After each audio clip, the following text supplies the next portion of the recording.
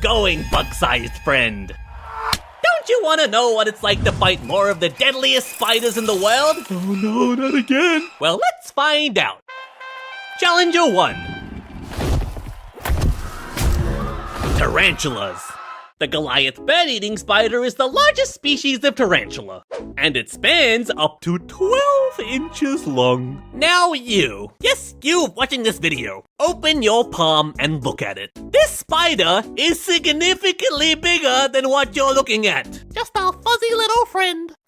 Although they're not too venomous to humans, their massive 1.5-inch fangs can easily break human skin. But on the rare chance that you're able to put the tarantula on the defensive, the spider is equipped with a special weapon called urticating hairs. When it's fleeing, it uses its hind legs to quickly flick off jagged bristles that cloud the air behind it. The bristles are a severe irritant and can get stuck in your skin and eyes, preventing you from pursuing. They're typically slow and stealthy hunters, suddenly lunging at prey when they get close enough. And despite their size, they're on a liquid-only diet, preying on frogs, rodents, lizards, snakes, and of course, birds sometimes. They have special teeth called cheliceraal teeth that help with gripping and chowing down prey for optimal nutrient suckability. Tarantula species are also some of the most colorful spiders, and since they're also quite docile around people, they make pretty good pets.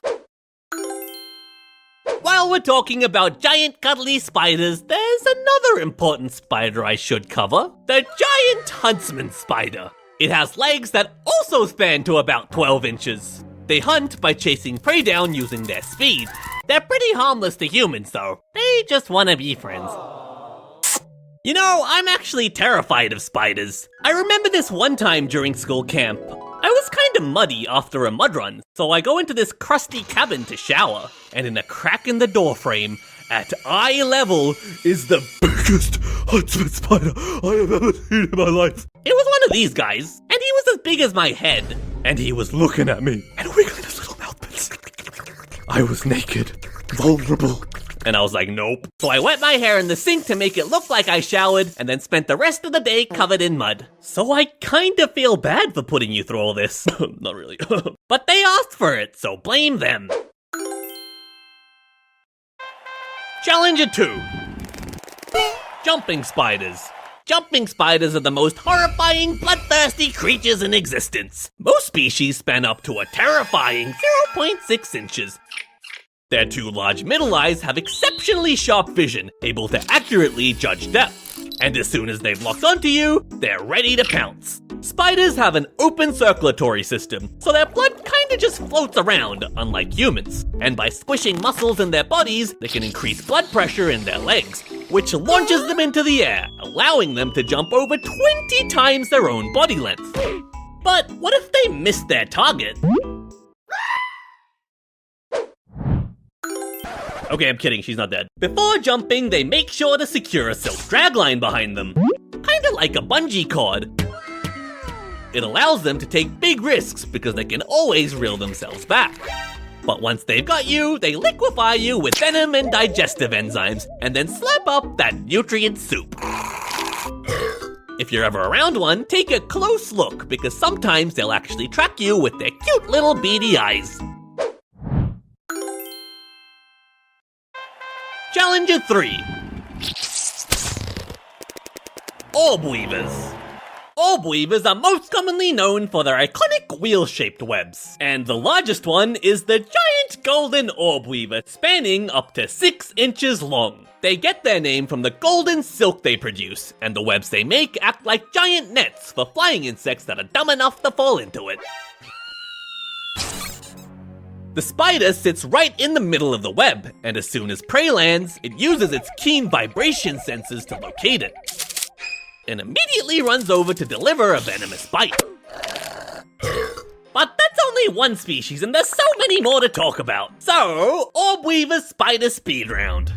The long-horned orb weaver has crazy-looking long horns, possibly because it makes it really hard for predators to swallow it. This is a decoy-building cyclosa spider, right here.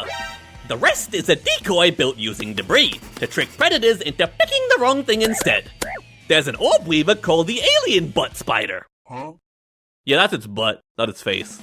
The triangle weaving spider turns its web into a slingshot, launching extra silk at trap prey to ensnare them even tighter. Blech. The mirror spider has shiny reflective patches on its abdomen. It can shrink and expand these patches to camouflage by breaking up its outline. And finally, there's the zombie spider, who is just a normal little cave orb weaver that got infected by a fungus. And now the fungus mind controls it to do its bidding. There's even more, but that's a long list. So, next challenger. Challenger 4. Assassin spiders. Assassin spiders are quite tiny, only growing to about the size of a grain of rice. But under the hood, they look like pelicans. Which is why they're also called pelican spiders. But they're mostly known as assassin spiders because they assassinate other spiders. They can track down spiders by their webs, carefully tiptoeing over any trigger lines to avoid alerting them, allowing them to get within striking range. Then, using their long curved jaws and their extendo neck, they attack from a distance. This range makes them very difficult to counter. Once they've skewered you, they hoist you into the air, inject venom, and eat you, all while staying safely out of reach.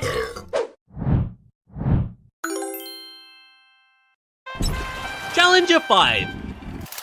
Dock spiders. Dock spiders get their name because they're usually found on docks. And all around docks too. They can span up to 4 inches long, and their special ability is that they can run on water.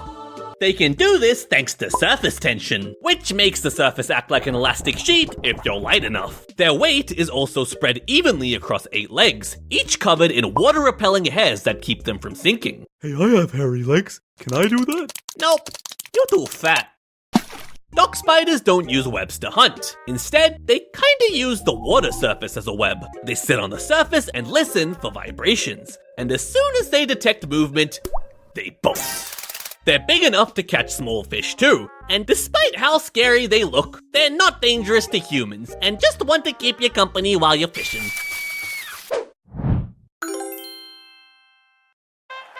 Challenger 6. Crab spiders. Crab spiders get their name from their crab shape and the fact that they usually walk sideways. How is this not just a crab then?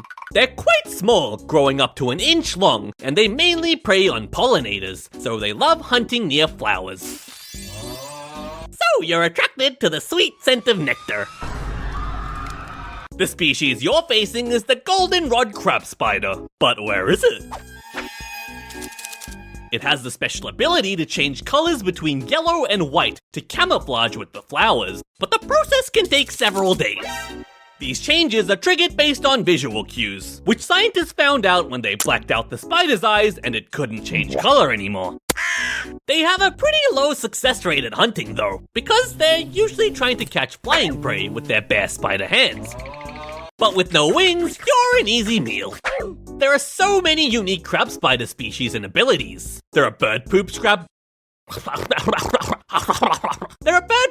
spiders that both resemble and smell like bird poo. They use this ability to lure in prey that like stinky doo-doo. And there's also a species called the ant-mimicking crab spider, which resembles an ant by sticking its front 2 legs up as antennae to stealthily infiltrate ant nests and eat them. Man, ants have it rough out here with all these imposters. Challenger 7. Funnel web spiders. This is the infamous Sydney funnel web, one of the deadliest spiders in the world, and in my opinion, one of the scariest looking too. What?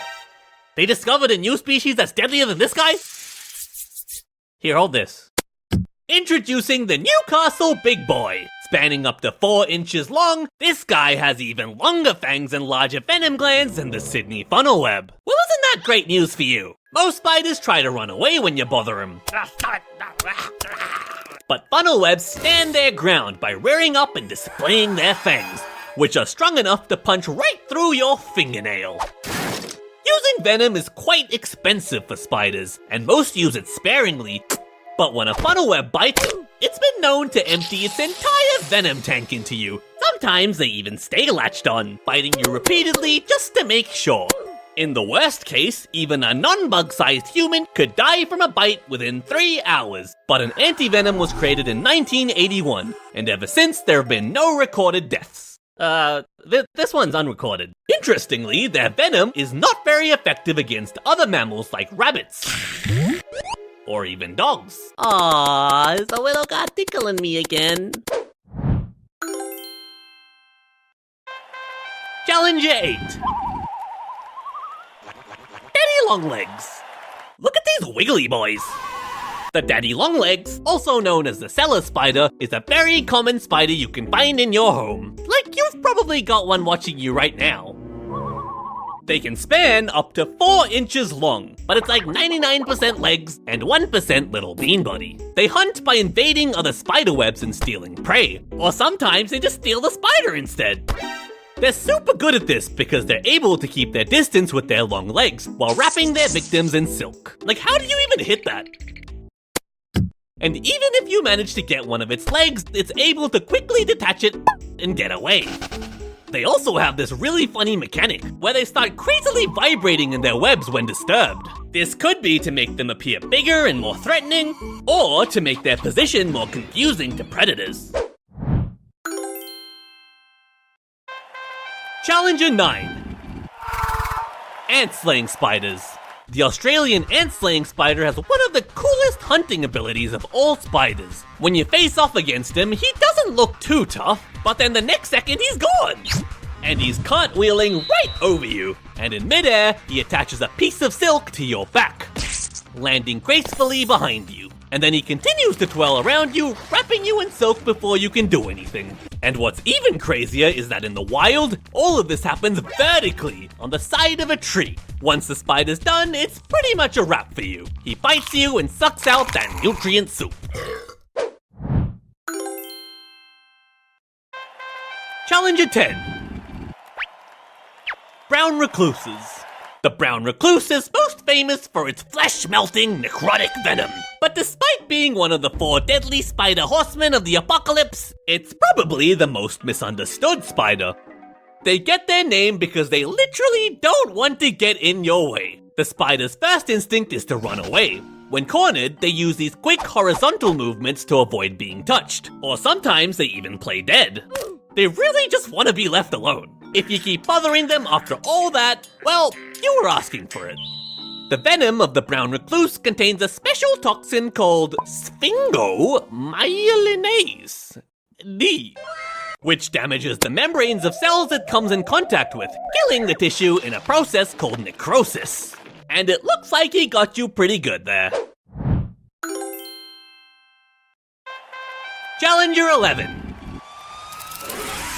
Camel spiders. Camel spiders span up to 6 inches long, and these guys look absolutely terrifying. Like, look at these choppers. And remember that a lot of you wanted this as a dog-sized pet. But despite their name, technically, camel spiders aren't even spiders. They're actually camels, They aren't spiders because they don't produce venom or spin webs. But they are arachnids of the order Solifugi. And they have 8 legs, so I'm counting them anyways. They can run at speeds of up to 10 miles per hour, and once they reach you, they use their giant chompers to tear and grind you apart. Their creepy jaw mechanism is super specialized for this. They have gotten a bad rap for chasing humans in real life though. I can see why that's concerning, but they're not actually trying to attack you. Apparently, they're just trying to get into the shade you create, because deserts are hot, dude. As you move away from the scary spider, your shadow moves, so they keep chasing you. So you should just stop and be friends with him.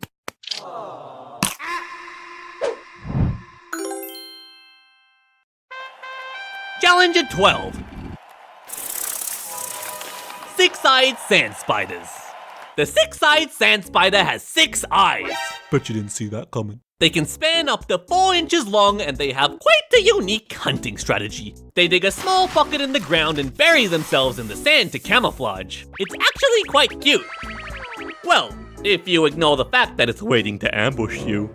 Once buried, the spider sits in its little sand bunker and waits. It's super well adapted to desert survival with a very slow metabolism, allowing it to stay motionless for weeks without food or water. So when you eventually pass close to the spider, it explodes out and grabs you, injecting necrotic venom before eating you. Fortunately, these spiders are extremely shy, so they rarely bite non-bug-sized humans. But toxicology studies have shown that it potentially has the strongest venom of any spider known to us, like on the same tier as the Brazilian wandering spider and the funnel web. And that's it! For real this time. Well, until my next collection is ready, that is. If you liked the video, subscribe, like, do a backflip, kiss a spider, and see ya next time!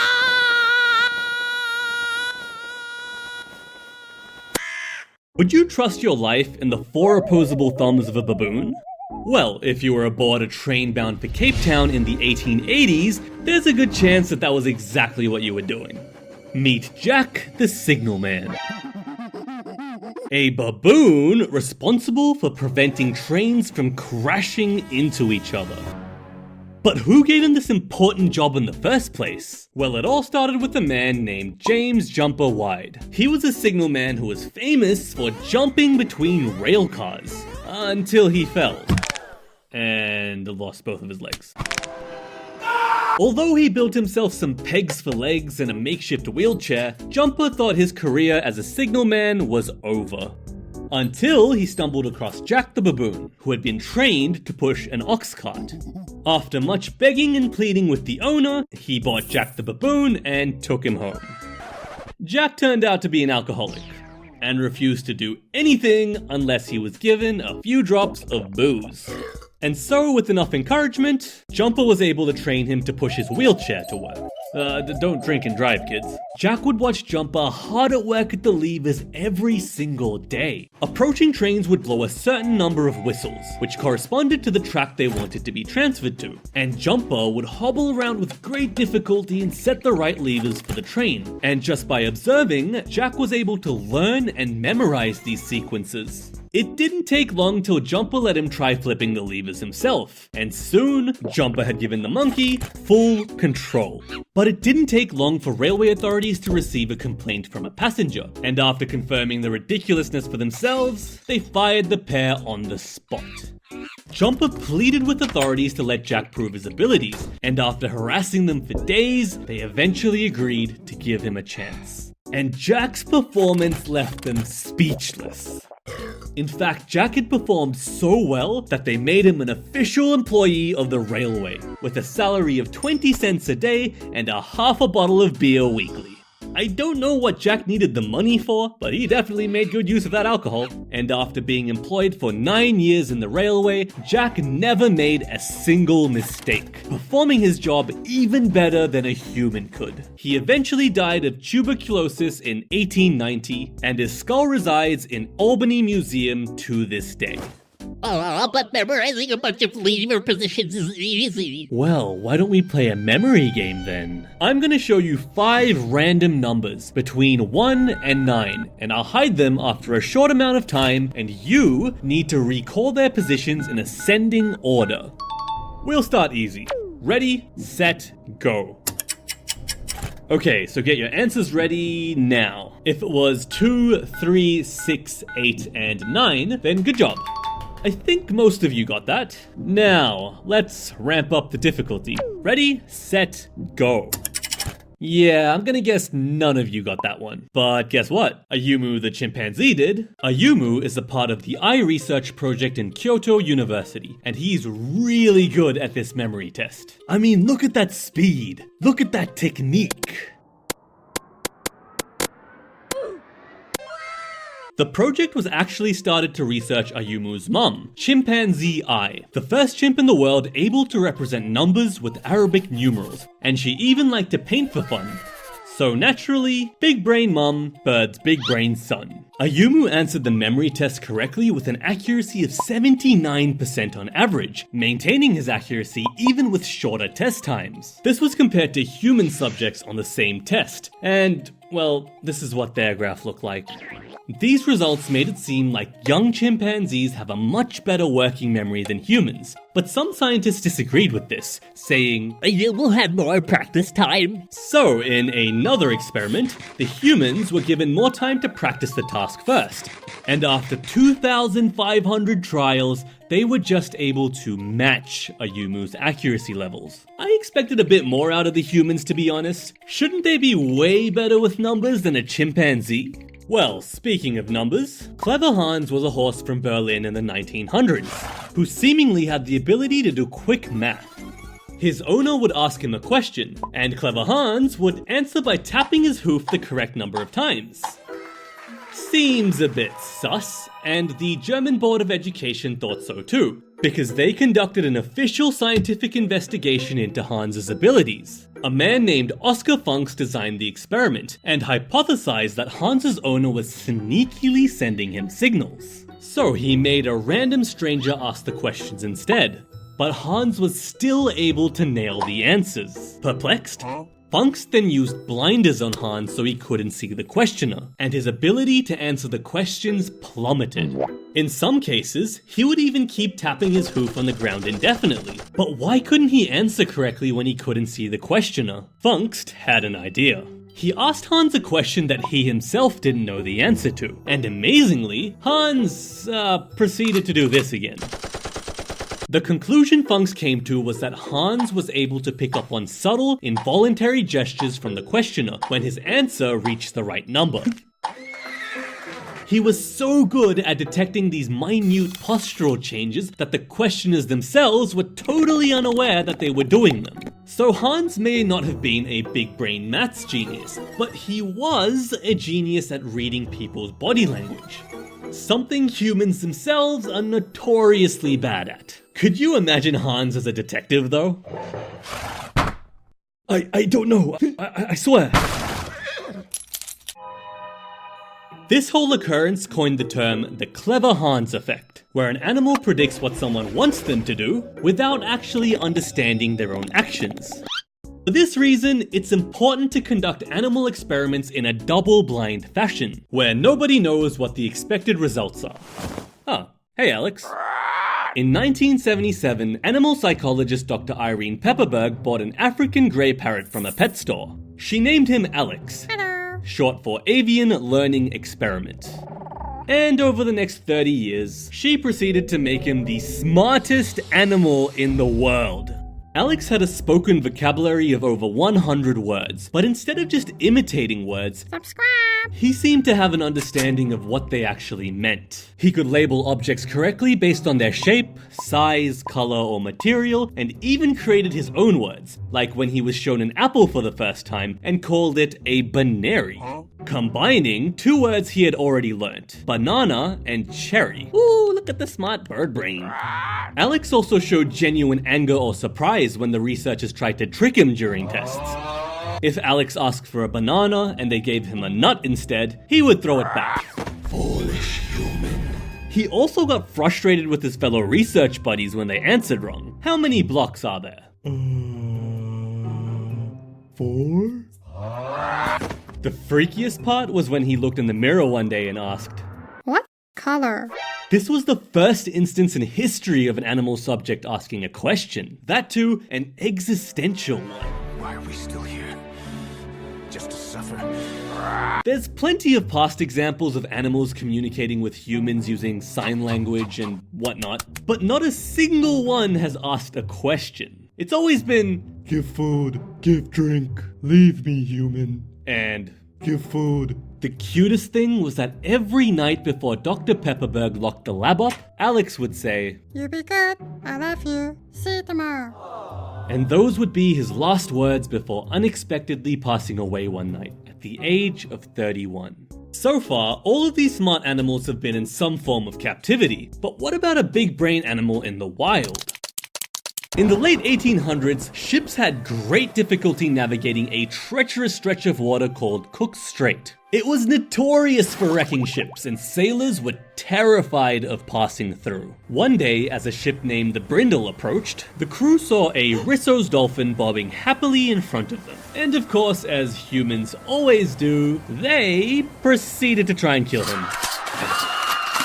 Thankfully, the captain's wife managed to talk them out of it, but to their surprise, despite the threats to his life, the derpy dolphin began to guide the ship safely through the dangerous waters. And from that day onwards, he did the same for every ship passing through. He was given the name Polaris Jack. When he navigated, not a single shipwreck occurred. Sailors would even refuse to enter the strait unless Polaris Jack had appeared to guide them. This continued until 1904, when someone aboard the SS Penguin fired their rifle at the dolphin. Polaris Jack was injured, and he disappeared.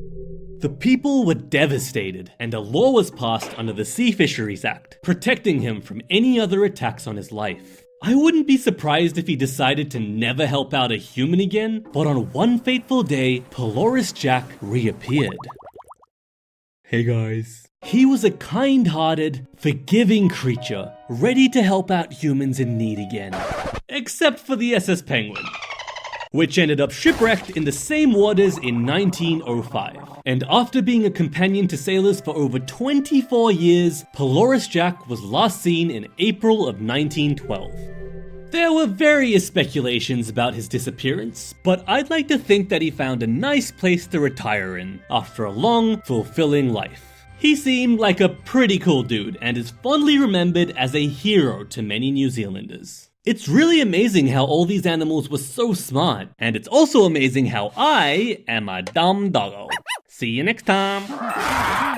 Antarctica is the loneliest place on Earth, but did you know it turns normal people into crazy people? The scientific reason behind this is small brain. No, really. The isolation shrinks your hippocampus, which leads to poor decision-making, violence, and some of the most peculiar cases of crime. Case 1. Arson at Almirante Brown Station. Antarctica sure is cold. Good thing we have this burning research station here to warm us up. So, how did this happen? Well, this is the station doctor, and his job was making sure that the scientists here didn't go crazy in the harsh Antarctic environment. The irony was, he was starting to go crazy too. But thankfully, the doctor was only here for the summer, and the end of his stay was right around the corner. Or so he thought, because he was then ordered to stay for the winter as well. Now, what would you do in this situation? Just suck it up? Or maybe burn everything down instead? Yeah, that sounds reasonable. In a place made entirely of water, you might think that fires aren't really a big deal, but you'd be wrong. 1. Antarctica is the windiest continent on Earth, so fires spread really quickly. 2. There's no liquid water available to fight the fire, it's all frozen. And 3. If it destroys your radio and emergency supplies, you're stranded, completely cut off from the outside world. But the doctor was so desperate to leave that he didn't care, and luckily his plan worked. A supply ship noticed the fire and turned back to rescue them, and then dumped them at another station nearby. Surprisingly, there were no charges pressed against him. Instead, the station was rebuilt, and winter stays were banned to avoid incidents like this again. Now in the summer, it's a popular sledding location for tourists and penguins. Case 2. Stabbing at the Russian research station. Well, here's our victim. His name's Oleg. He appears to have some extra holes in him, but he's somehow still alive. Hey! How did this happen, huh? Well, it all started with Oleg's special talent for driving his co-workers up the wall, especially his colleague Russian scientist Sergei Savitsky. Savitsky loved to read books, which was one of the few entertaining things to do on this frozen wasteland. So after a long day, he was looking forward to getting back into that mystery book he'd been reading. But just as he was getting to the juicy part, Oleg would always come along and spoil it. The butler did it. Again and again, every book ruined by Oleg. Until... And that's how we ended up here, right, Oleg? Maybe you should have seen that coming. Speaking of which, where is Savitsky? Savitsky actually turned himself in after he was overcome with regret from his actions. I mean, what was he gonna do instead? Why are you running? Dude, There's literally nowhere to go. So they locked him in the church for a week, until he was flown back to Russia to face justice. But he received no punishment for his crimes. In fact, Oleg actually forgave him after he made a full recovery in hospital. It turns out Savitsky was just a normal man, who never thought he would try to kill someone. A+ for effort though, but it goes to show that in Antarctica, anyone can be pushed over the edge. Maybe you do the same. I know I would. Case 3. A fall at Stonington Island. You know that feeling when you just want to push someone off a cliff? No? Just me? Hey, have you liked the video yet? Well, this incident unfolds on the rocky frozen cliffs of Stonington Island, where two men are conducting research on birds' nests. One of them is young Dr. McLean on his first ever Antarctic expedition, and the other is Finron, the experienced captain. He's been on multiple expeditions and knows the dangers of being careless, so he's super strict with his men to the point where people describe him as a dictator. And he's created many enemies because of this, including McLean himself. For months, McLean had been suffocating under Ron's leadership. He just wanted to come here and look at some penguins, but no penguins. They eventually reach the top and Ron begins his research. But at that moment, a dangerous thought pops into McLean's head. What if he just pushed him off the edge? See, I knew I wasn't alone. It would be so easy to say that it was an accident, that Finron had just slipped, and that was that. And then finally, Dr. McLean could enjoy Antarctica.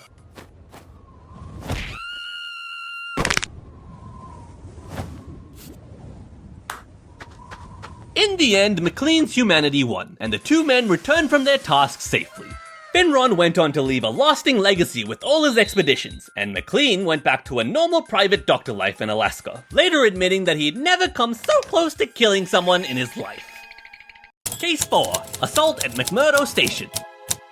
McMurdo is a great name for a place to commit murder. Anyway, seems like something's cooking in the kitchen. Ooh, victims! Looks like the weapon of choice was a hammer, and you guys have been hit with the claw end. This side blunt trauma, this side stabby stabby. Let's rewind a little. Two cooks get into a fight. Over what? Nobody knows. But even the small disagreements spiral out of control in Antarctica. One cook grabs a hammer and blindly starts swinging. A third cook jumps in to break it up, and now there's two cooked cooks. Next, the special deputy comes in, and his role is to enforce the law at the station. But he wasn't allowed to carry any weapons. He only had this handbook. Let's see here. Diffuse the situation through verbal discourse. Hey! Please stop.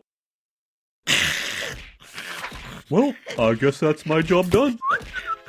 That's how unprepared the station was for handling situations like this. It really do be just a bunch of scientists everywhere. Eventually, the special deputy did manage to deal with the attacker and placed them in a hut under 24/7 observation. Typically, suspects are sent back to their home countries for trial, but this case was unique.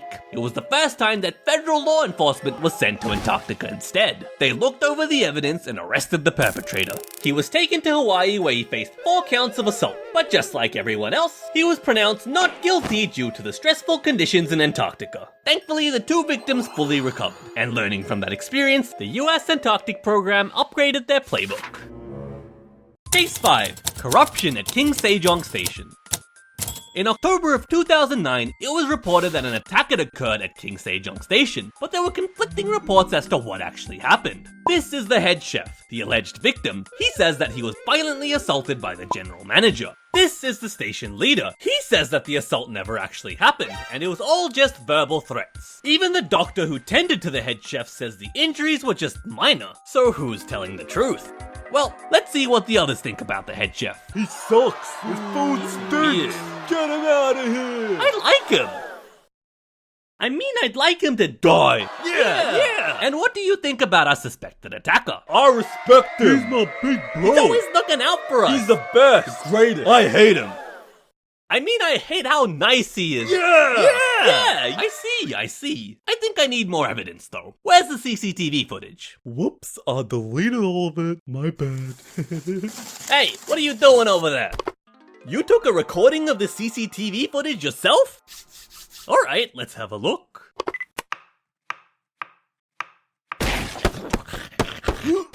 Yeah, get him! Yeah, get him! Oh, get him! Turns out everyone hated the head chef, and they were trying to cover up the crime the entire time. But clearly they all knew about it, because when the chef managed to escape, the general manager literally broadcast this message to the entire station. If you don't come here in the next 30 minutes, I will kill you! So let's think about the options you've given him for a moment. Stay away from the scary violent man and die, or go towards the scary violent man and die. That's a tough one. This station actually had a history of violence and cover-ups over the years, but everyone had just gotten used to it. They even signed a petition asking for leniency towards the general manager. Could this be a case of an entire station being affected by entoctic small brain syndrome? The head chef certainly thought so, which is why he shared his footage with the public in the first place. But in the end, both the chef and the attacker were fired. The station leader received a warning for trying to cover it up, and that's about it. A typical resolution to entoctic criminal activity. Everyone goes home scot-free. So, what was the lesson we learned from all these cases? Repeat after me. Violence in Antarctica is okay. See ya next time. Hello again, bug-sized friend. Have you ever wondered what it's like to fight the deadliest spiders in the world? No? Well, let's find out. Challenger 1. Black Widows. Despite their size at a cute 1.5 inches, the Black Widow is one of the deadliest spiders in the world. Drop for drop, its venom is more potent than most rattlesnakes. But in a fight, you do have one advantage. Widows have really poor eyesight, so your best bet is to sneak attack it. But first you'll have to navigate its messy maze of tangle webs, and some strands are laced with sticky glue droplets. Just grazing against one is a death sentence.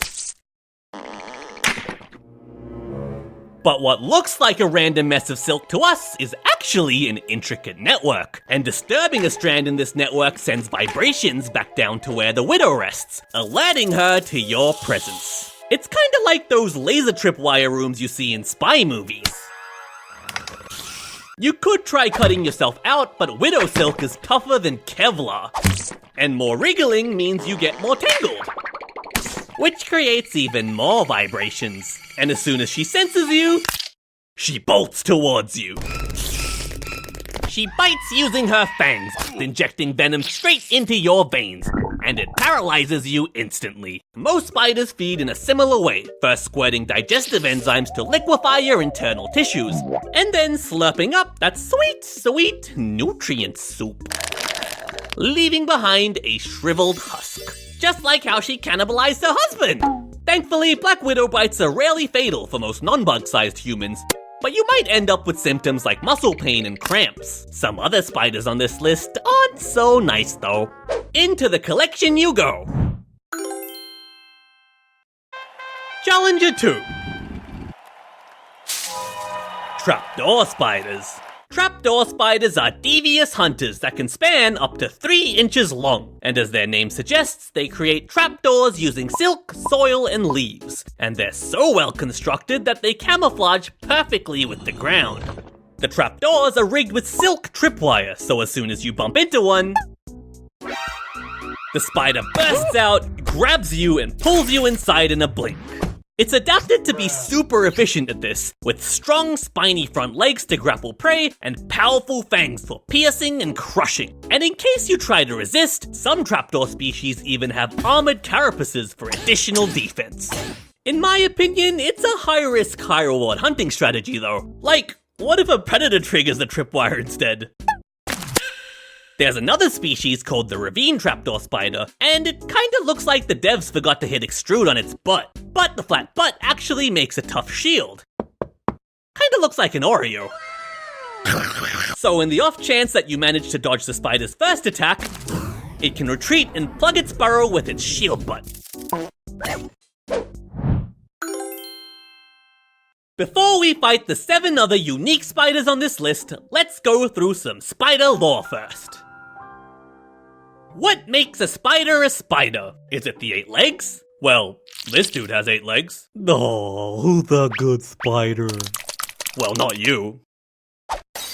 If you want to be a spider, you need to have 2 body segments, 8 legs, silk-spinning butt factories called spinnerets, and venomous chelicerae, a fancy word for fang bits. A spider's life cycle has 3 main stages. First is the egg stage. Female spiders lay hundreds of eggs in silk sacs. Some species stick them to their webs and guard them till they hatch, while others, like wolf spiders, carry them on their butts. Second, we have the spiderling stage. The eggs typically hatch in a few weeks, and the spiderlings that pop out are usually a mini replica of their adult versions. For most species, the spiderlings are left to fend for themselves, but the wolf spider is a rare case and carries them all on her back. As a spiderling, all you need to do is find food and survive, but your hundreds of brothers and sisters all need food too. And right now, you're looking like a yummy snack. To escape from cannibalism, the spiderlings run away, if they can, or some use a special ability called ballooning, where they release silk threads into the air and peace out on a silk parachute. I'm free! Another big part of this stage is molting. Because spiders have an exoskeleton, in order to grow they need to constantly shed their skin to provide themselves with more room to get bigger. Can we appreciate how difficult it would be to pull all 8 of your legs out of your exoskeleton? Like, I can't even get out of my 2-legged pants without... After roughly 5 to 10 molts, depending on the species, the spiderling finally moves on to the adult stage. Now the spider is at its full size, and this is usually when their colorful markings are most prominent. If you're a male spider, for most species, it's pretty much a wrap for you at this point. You're at risk because you have to wander out of your nest to find a mate, or if you do manage to find a mate, she'll probably eat you, or even if none of these things happen to you, you'll probably just drop dead right after anyway. Because biology. If you're a female spider, you can have a much more fulfilling adult life. You're often way bigger and scarier, and you usually live much longer too, producing multiple egg sacs over your lifetime. And then the process repeats. Aw, you itching to get back into it, little guy? No, I'm not. Challenger 3. Ogre-faced netcasters. The ogre-faced netcaster is a spider that gets its name from its big eyes and tiny head. It spans about 3 inches long, and their huge eyes give them really good night vision. Even better than an owl. There is a catch though. They can't control the amount of light exposure into their eyes. Humans have irises for this purpose, but the eyes of Ogreface over here are just one giant pupil. So every morning they get burnt to a crisp, and then the spider regrows its light-sensitive cells again by nighttime. This happens every day, by the way, so your best bet is to defeat them during the day, when they're completely blind. That is, if you can find them. They're excellent camouflages, with their bodies resembling bark and dried leaves. Too late, it's nighttime now, and Ogreface here has come out to hunt. It first weaves a rectangular web of silk, and then stretches it to 3 times its size between its forelimbs like a net. Then, of course, it takes a dump on the ground, and then they wait motionless above. This leads to some of the coolest looking spider photos I have ever seen. Like, look at him! And look at his little Squidward face! Oh, and the poop is speculated to either be a target or something stinky to lure prey.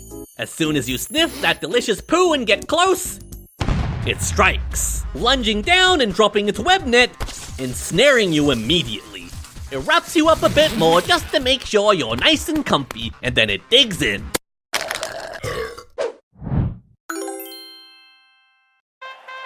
Challenger 4.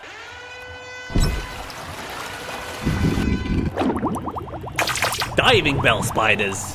The diving bell spider is quite tiny, spanning only 0.8 inches, and it's the only known spider to basically live its whole life underwater. It can freely move in water for short periods using air trapped on small hydrophobic hairs on its body. But to stay underwater for longer, it builds something called a diving bell. It first creates a waterproof web sac, and then inflates it using air trapped on its body. This usually takes the spider several trips up to the surface to accomplish, but once it's fully inflated, it serves as the spider's new base of operations. And it usually only leaves to refill the air bubble or to hunt.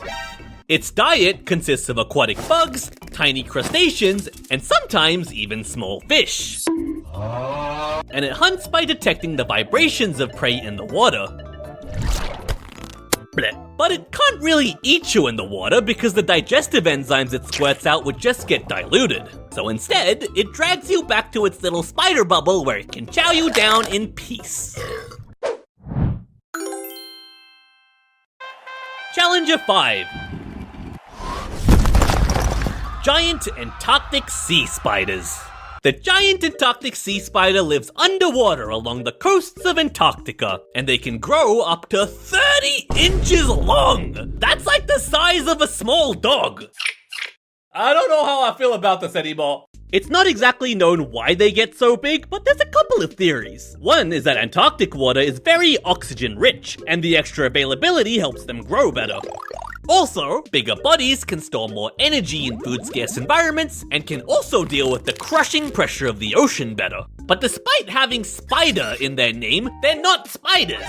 They belong to a group called pycnogonids, which is kinda like a distant cousin to spiders. So, close enough for me. They're so weird though. They have no lungs or gills and instead breathe through their super long legs. Plus, their body is so small that they don't have enough space to store everything in there. So they keep some vital organs in their legs too. Not really sure what you can do about this guy. Maybe you could crawl into its leg and block its breathing pipes or something. But it's got a bunch more of them though. These sea spiders feed super slowly using their long tubular proboscis to pierce soft-bodied prey like you. They then squirt digestive enzymes and suck up that nutrient soup. Isn't that great? Even though it's so big, it still eats like all its other little spider friends. You know, when I found out these guys could get dog-sized, I was curious about something. So I asked you in this community post. If you had to pick a dog-sized spider as a pet, what would it be and why? And here's what you chose. Nope. Can I eat it? I would have a black widow. Then I would train it to hide over the houses of my enemies. It'll sneak up from above and quickly wrap them in silk, then drag them somewhere to never be found again. I really like the amount of detail that went into this plan. Any spider, plus flamethrower. Wait, that's not what I meant! Diving bell spider. I could take Spooter on fishing trips and could also sleep over in Spooter's underwater nest and watch whatever's going on in the lake above me. Like sleeping under the stars. Huntsman spider. They're cutie patooties. An orb weaver, because it can make me a nice warm blanket every day. That sounds so cozy. She could even make you warm clothes, a warm scarf, wrap you up nice and tight. Blech. I would finally be able to Eat spider legs. I think it would be nice and crunchy if you shave and deep fry it. I've heard spiders taste like chicken. Can I ride it like a horse? Yes. Can I climb up walls with it? Yes. Is it big enough to ride into battle? Yes. Jumping spider. It's kinda cute, especially when wearing its water hat. Thanks for your ideas. Back to the video. Challenger 6. Wandering spiders. This spider is one that you definitely don't want to pick a fight with. Unluckily for you. The Brazilian wandering spider is considered the most venomous spider in the world. Even for non-bug-sized humans, a tiny dose of venom the weight of a grain of salt can be fatal if not treated in time. And wandering spiders can get huge, like 7 inches huge. Okay, you can get off now. I'm uncomfortable. They're mostly found in the rainforests of South America, but there have been sightings of them in urban areas too. When threatened, they rear up into a threat pose as a warning and charge at you to try and scare you away, even jumping up to 1.5 feet. That means a spider could be like here and then... I'm uncomfortable. Also, as scary as the threat pose is supposed to be, it kinda looks like he's just asking for a hug. Aw, Do you want a hug, little spider? Challenger 7. Spitting spiders. The spitting spider spans up to 1 inch long, and they have the ability to shoot webs. The webs shoot through holes in their fangs, and they wiggle their chelicerae back and forth to create a zigzag pattern. This increases the surface area of the spray, making it harder to dodge. The silk also only gets sticky when it comes in contact with the air. If this didn't happen, then the spider would be choking on its own web spit. But because they're slow and have bad eyesight, spitting spiders usually hunt at night, when prey is less active. They sneak up on you while you sleep, and gently prod you to gauge distance. Then the spider suddenly squeezes its body like a sauce bottle, securing you as its next meal. Too bad none of you picked the spitting spider as a pet. You could have gotten a free squeezy bottle web shooter. Challenger 8.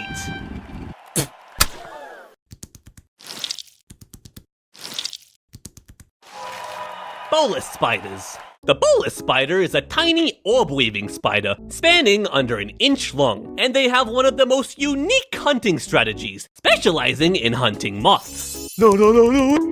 First, they spit out this gooey, webby snot ball, and lower it down on the end of a silk line, kinda like a fisherman. The shiny goo blob smells like a female moth to your moth brain, so you're entranced, and you fly towards it expecting to find your new wife.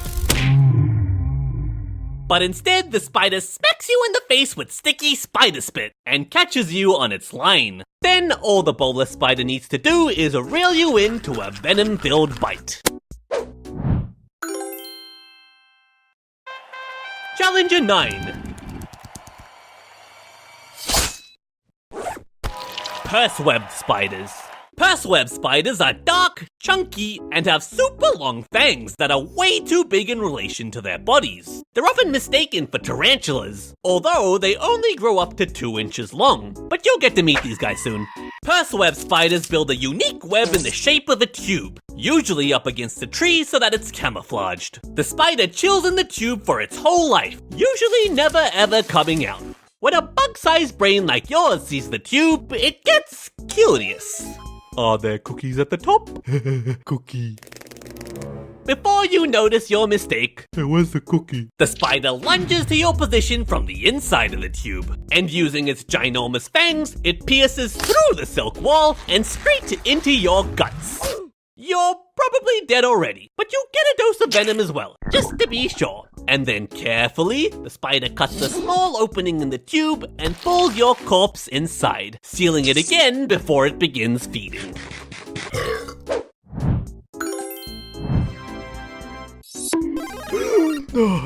Dude, you did so good getting through all that. As a reward for all your hard work, I have a gift for you. For me? That's right! Another 12 more unique spiders to fight right now! This was just the warm-up round. Don't forget to subscribe! And click here to watch more spooters. Also, subscribe.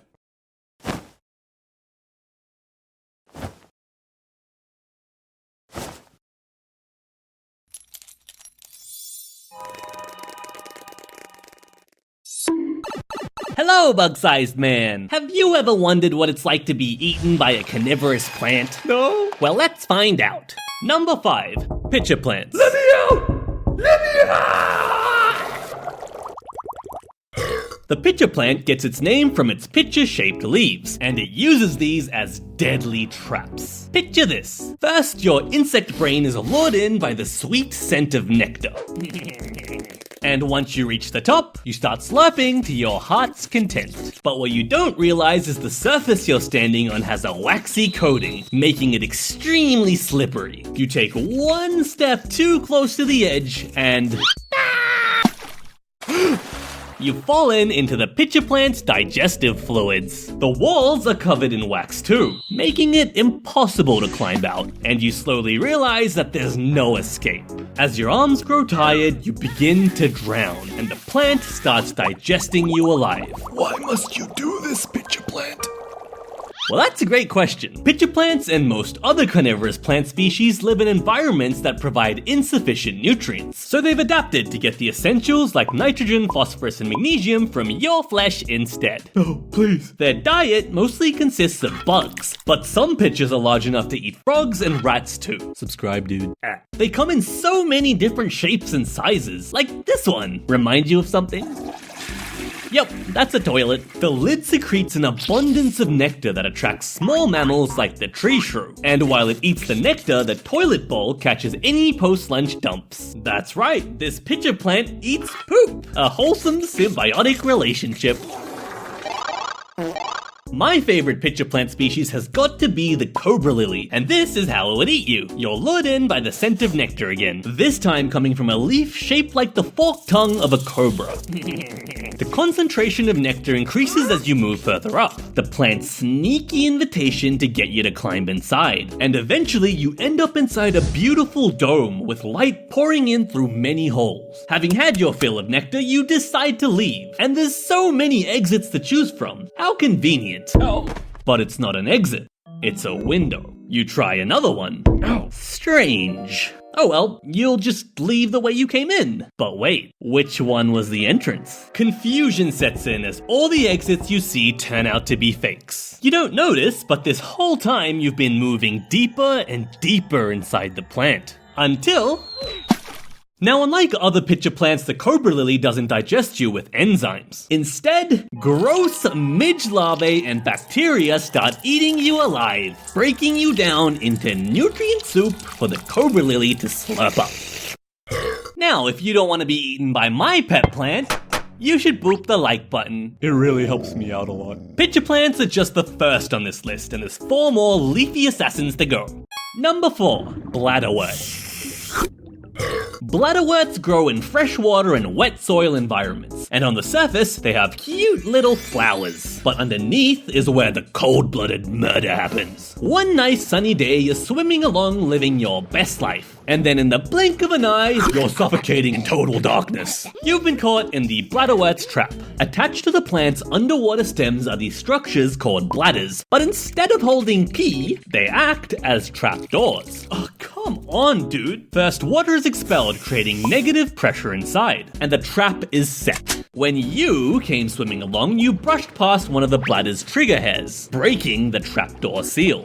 This created a vacuum, sucking you in within milliseconds. The bladderwort's diet consists of nematodes, fish fry, and mosquito larvae, but it can eat larger things like tadpoles too. It does this by digesting you in stages. First it dissolves your head into mush, then your body, then your legs, until you've been completely turned into nutrient soup. Number 3, sticky leaf plant. Sundews are named after the glistening drops of nectar covering their long, tendril-like leaves. But despite their beauty, these drops have a deadly function. The nectar is laced with a powerful glue, and as soon as you've touched it, it's a wrap. Literally. The plant senses your struggle, so it starts constricting its tentacles inwards, bringing you into contact with as much stickiness as possible. The secretions coat your whole body, immobilizing your limbs and clogging your breathing holes, causing you to suffocate in a matter of minutes. This whole time, the sundew has been secreting digestive enzymes as well, slowly dissolving you until only a skeleton is left behind. Compared to some of the other plants though, being hugged to death actually sounds like a nice way to go. Another sticky leaf species is the butterwort, named after the buttery texture of its leaves. Works in pretty much the same way as the sundew, except its leaves are broad and flat, so there's more surface area for killing and eating. But not all carnivorous sticky leaf plants do the digesting. The rhododendron macrocephalum has a mutualistic relationship with the mirrored bug. The plant does the trapping, and the mirrored bug stabs you with its face. And then it sucks out your nutrient soup, turning it into nutrient poop for the plant to absorb. But something isn't adding up here. How does a plant that's highly adapted to catching bugs not catch this bug? It turns out that the mirrored bug has an extremely thick coating of grease, completely protecting it from the sticky clutches of the plant. Number 2, corkscrew plants. Oh, okay.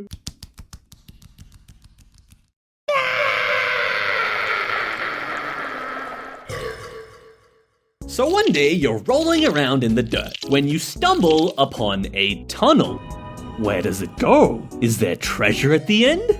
You've just arrived at the opening to one of the corkscrew plant's many corkscrew-shaped leaves. As you travel through the spiraling tunnel, you brush past these strange pointed hairs. They're arranged in a way that makes moving into the tunnel very easy, but moving out, almost impossible. Your only option now is to go deeper into the cave. And after what feels like ages, you finally reach a nice chamber filled with digestive fluids, and a slow painful death. The corkscrew plant's diet consists of protozoans, mites, and annelids. And because of the sheer number of them hanging around in the dirt, the plant doesn't need to attract them. It just sits there and watches as the critters walk themselves into its stomach.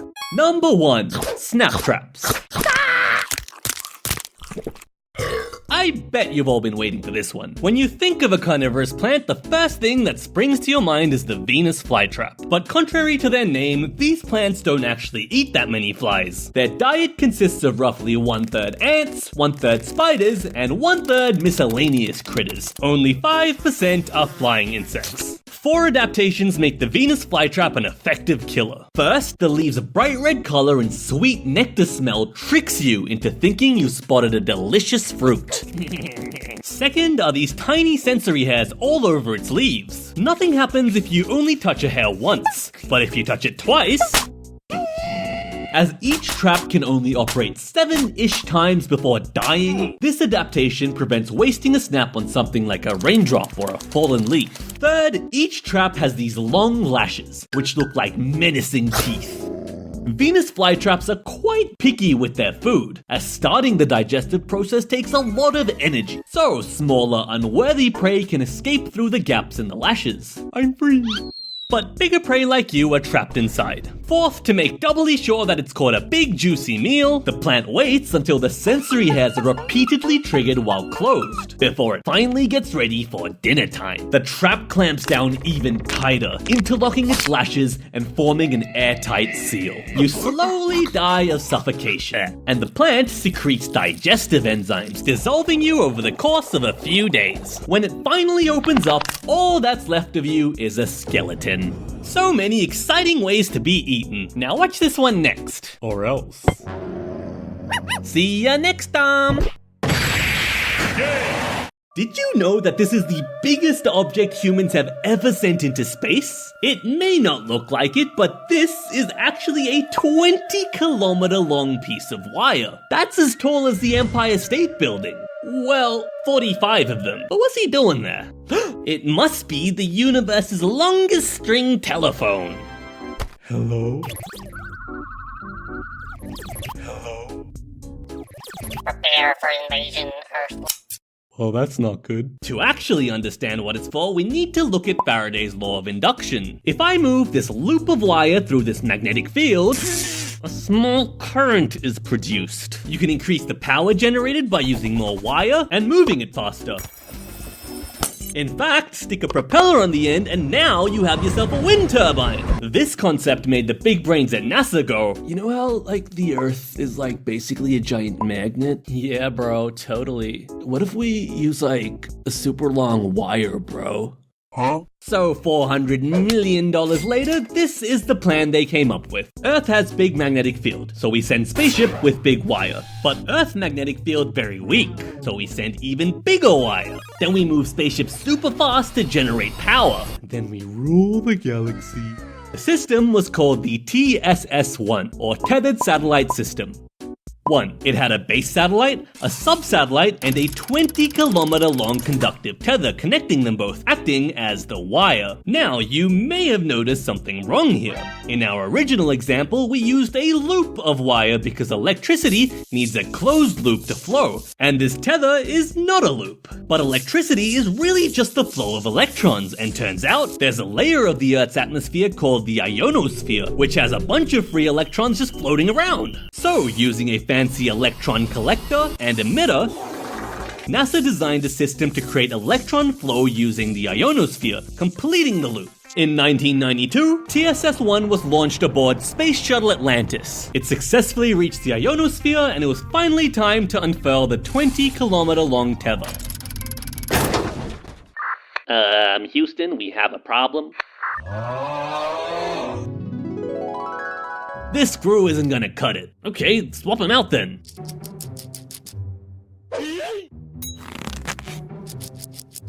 Hey, we should test everything again to make sure it works, right? Nah, should be good. It was not good. That beefy screw caused the tether reel to jam up at a whopping 260 meters, pretty much 1% of its maximum length. Moral of the story, always test and retest after making any design changes. Quite the expensive lesson to learn, but surely they'll get it next time, right? Right! Ooh, we made it past 216 meters this time! And the tether successfully deployed to its full length of 20 kilometers. Houston, we have a problem.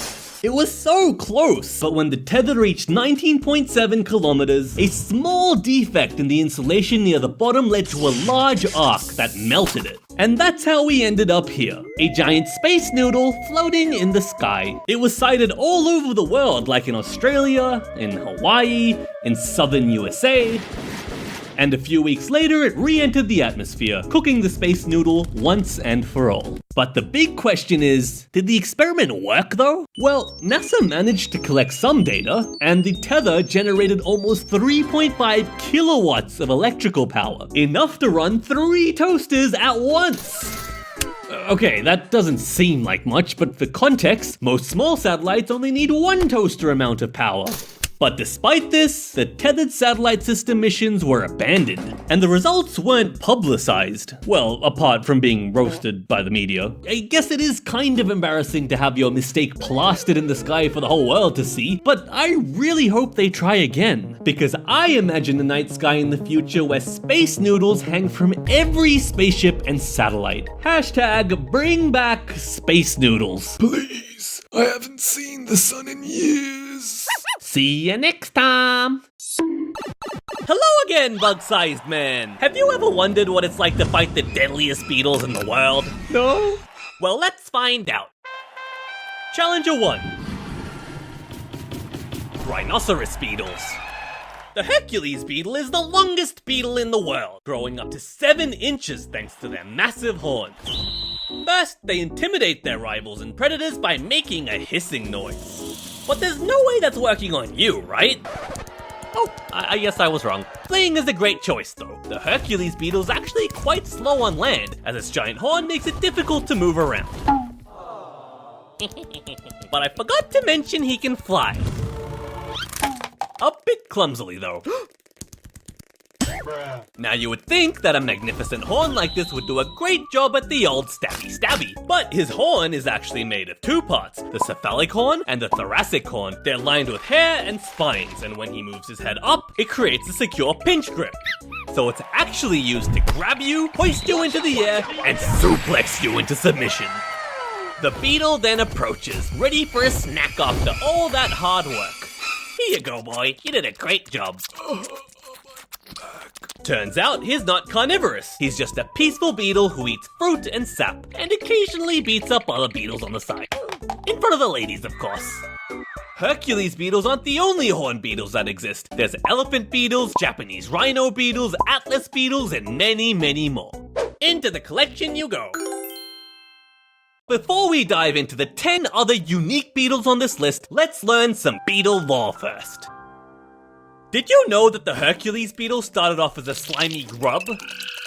A beetle's life cycle has 4 main stages. First, all beetles start off as an egg, which are usually laid near a suitable food source. Second, when the egg hatches, a larva emerges and gets to snacking right away. And not all of them behave the same. The Hercules beetle larva feeds on rotting wood and leaves, but some other larvae are vicious carnivorous predators. But we'll get to them later. The main goal of the larva is to get as fat as possible, to store enough nutrients and energy for the 3rd stage in the cycle, the pupa stage. The fat grubber burrows into the soil to form a pupal chamber, where it breaks down and completely reorganizes its body, developing structures like stronger legs, wings, and a harder exoskeleton. And in the 4th and final stage, the fully formed adult beetle breaks out of its pupal case, ready to take on the world. Isn't that amazing? Dame un plátano, perro. What? Did you understand that? Challenger 2. tiger beetles. This is the tiger beetle, the fastest running insect in the world. It can reach speeds of up to 5.6 miles per hour, which is about 125 times its body length per second. That's the equivalent of a human running 700 miles per hour, basically the speed of a jet. It's also one of the most aggressive beetles, equipped with curved serrated blades for mandibles that are quite large relative to their head size. But why all this fancy weaponry, you may ask? Well, it's to dismember you limb from limb, of course. Unlike the Hercules beetle, this guy's carnivorous. Oh, I think he saw you. Huh? Well, unfortunately, it looks like you might have a chance of survival. Turns out the tiger beetle moves too fast for its own brain. There's not enough time to process visual inputs, so they temporarily go blind mid-sprint. Oh, he's back now. Oh, we lost him again. Apart from their visual processing speeds, they're terrible with sharp turns. Looks like you've gotten away. Just kidding. Say hello to the tiger beetle larva, and they're just as violent as the adults. Their tactic is to burrow into the ground and wait patiently, and when prey like you stumbles along, they lurch out with lightning speed and grab you with their powerful pincers, pulling you inside. The larva has a hump with curved hooks that allows it to anchor itself to the tunnel, so there's no way for you to struggle out once it's latched on, and all the while it's using its mandibles to dismember you and eat you alive. Challenger 3. Toxic beetles. Next up, we have the second coolest beetle on this list, the bombardier beetle. And inside its juicy booty is a toxic chemical weapons factory. What? There are two reservoirs inside the beetle's abdomen, one filled with hydroquinone and the other with hydrogen peroxide. When threatened, the beetle squeezes these reservoirs, mixing the chemicals together in a chamber with a bunch of enzymes. The result is a violent exothermic reaction that heats up to the boiling point of water and builds up a lot of pressure too. The beetle then releases this as a hot, noxious spray that can severely wound or even kill enemies. But you might be wondering, why doesn't this explosive beetle butt chemistry make him go?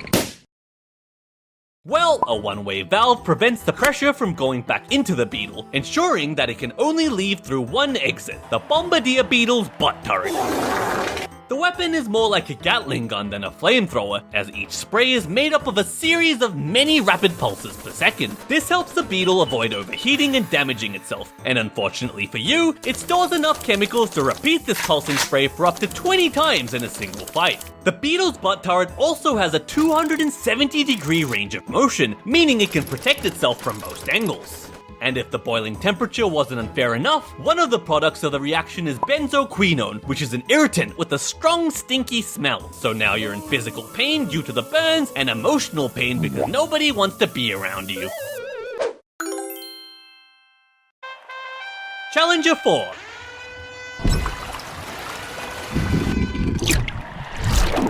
Diving beetles. The great diving beetle lives in freshwater ponds and lakes, and they've developed a taste for seafood.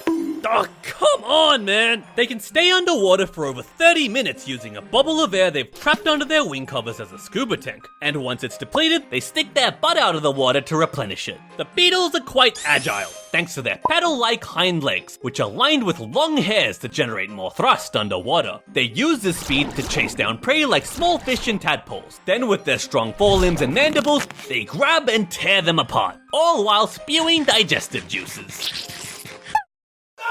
Ooh, you got him! Ew, that's smelly. As a defense mechanism, the beetle secretes foul-smelling chemicals. This can cause larger fish to puke them out, or even paralyze them.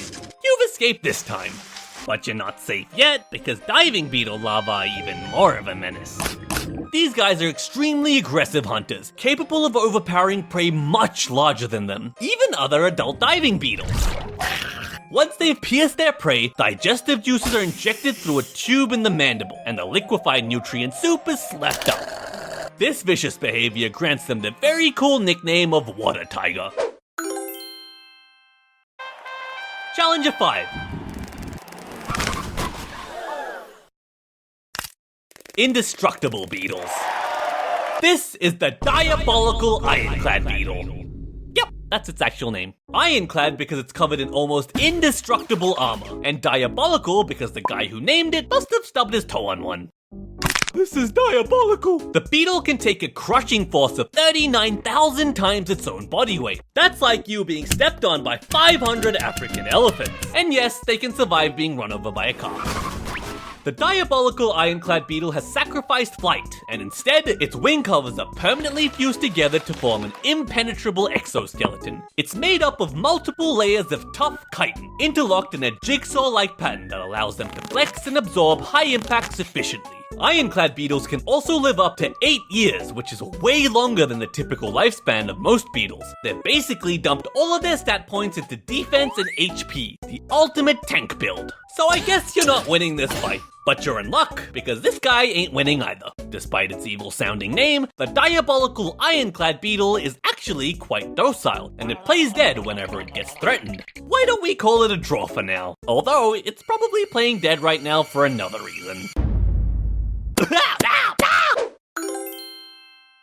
If you're enjoying the video so far, it would help me a lot if you could hit the like button. Thank you, goodbye. Did you do it yet? Challenge 6. Dung beetles. You might think that dung beetles are just stinky little bugs covered in poop all day. And you'd be right, but don't underestimate them, because they're actually one of the strongest creatures relative to their size, being able to pull 1,141 times their own body weight. That's like you being able to pull a fully loaded Boeing 737 by yourself. Dung beetles have a super sensitive sense of smell, which is great for finding new piles of poop. Their whole world revolves around it. They eat poop, live in poop, and raise their stinky little lava babies in poop.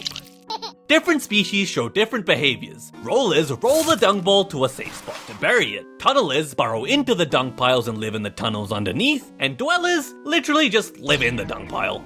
Once a roller has captured a ball, they can't be stopped. Literally, the beetle rolls its ball in a straight line no matter the obstacles. If it gets knocked off course, it gets up on its little poop perch and uses the sun, the moon, or light from the Milky Way galaxy to reorient itself.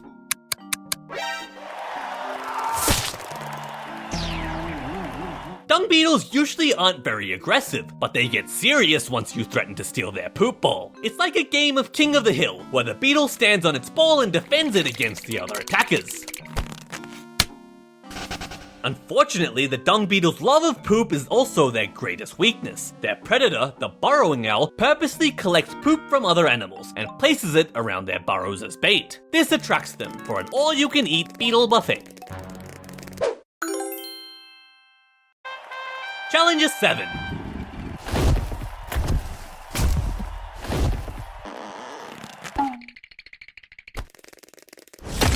Giant beetles. The Titan beetle is the biggest beetle in the world. Hey, don't look at that guy. His horn doesn't count. Anyways, Titan beetles can grow up to 6.5 inches long, and their large mandibles produce enough force to snap a pencil in half. Of course, they would have no problem cutting into human flesh too. But what do these guys eat to get this big? Well, actually, nothing. Adult Titan beetles don't eat. In fact, they don't even have digestive enzymes. It's speculated that as larvae, they store enough energy to last their entire adult stage of life. And I say speculate because Titan beetle larvae have never been found in the wild, and none have been bred in captivity either. We don't even know what they look like.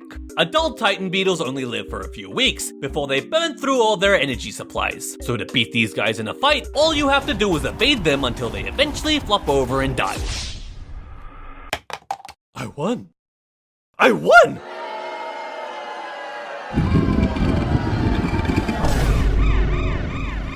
There's actually another contender for biggest beetle if you go by sheer weight. The Goliath beetle. They come in at a whopping 50 grams, and the larva is even chunkier, weighing in at 100 grams. Luckily, both of these guys aren't carnivorous, so as long as you're not trying to steal their food or their mates, they're pretty docile, and you can escape without a fight. Can't say the same about the next one though. Challenger 8. Epomus beetles. Huh? To the filthy casual, the Epomus beetle might look like any other regular beetle, but you should know better by now.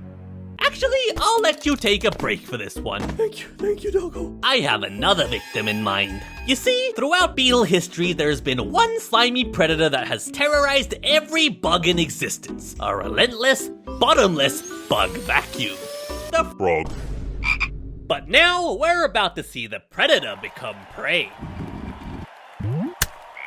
This tale of revenge begins as a tiny larva. In the presence of a frog, the Epomus larva acts all weak and helpless, wiggling its antenna around pathetically. Oh no, don't eat me! The amphibian is baited into thinking it's an easy meal, and it lets its guard down and lunges forward. And that's the last mistake this frog will ever make. The larva dodges and immediately counterattacks by sinking its creepy double-hooked mandibles deep into the frog's slimy flesh. There's no chance for the frog to struggle free as the larva slowly slurps up its body fluids, eating it completely. Even if the frog managed to swallow the larva, it's been known to latch on from the inside, usually causing it to be violently regurgitated, and free to attack the frog again. Once the larva transforms into an adult, it doesn't even bother with the bait-and-switch playstyle anymore. Instead, it relentlessly hunts the frog down and latches onto its back. And then, using its mandibles like scissors, it cuts through the muscles and tendons of the hind legs, disabling the frog's ability to jump and escape. Then, it can take its sweet leisurely time to eat the frog alive. In my opinion, this is the coolest beetle on the list. But get back in there. There's more deadly beetles to come. Challenger 9. Stag beetles. Stag beetles are most notable for their giant pinchy mandibles, and they come in all different shapes and sizes. The largest of them is the giraffe stag beetle, with long serrated mandibles that are quite scary. When challenged, the first thing a stag beetle does is intimidate its opponent by rearing up onto its forelegs and spreading its jaws. If the opponent doesn't back down, then the fight begins. I think you can probably guess what's gonna happen next though. Watch out, watch out, watch out! Just like Hercules beetles, stag beetles aren't carnivorous, so it just leaves you alone after it's broken your back. But it must be quite hard to get to food when you're blocked by these things all the time. Another stag beetle species known as Darwin's beetle is famous for their treetop battles during mating season. While fighting for a mate, they use their mandibles to hook under their opponent's wing covers for leverage, to yeet them off the tree. Ow! In reality though, the stag beetle's jaws look a lot worse than they actually are. They can only pinch and not bite, so they're not actually that painful.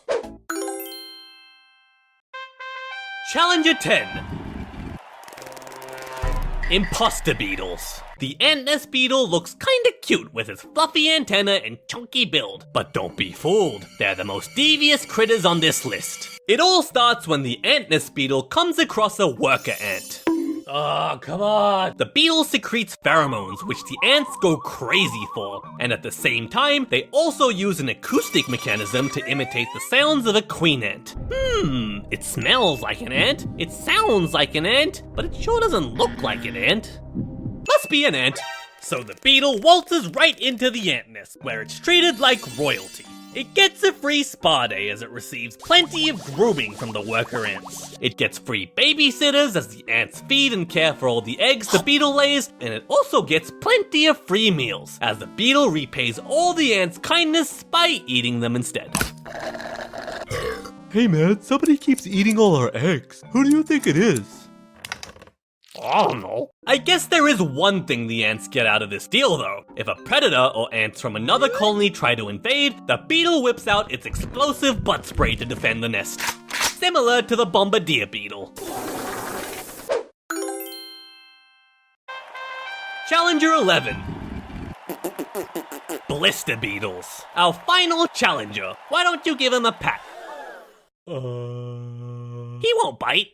Oh, okay then.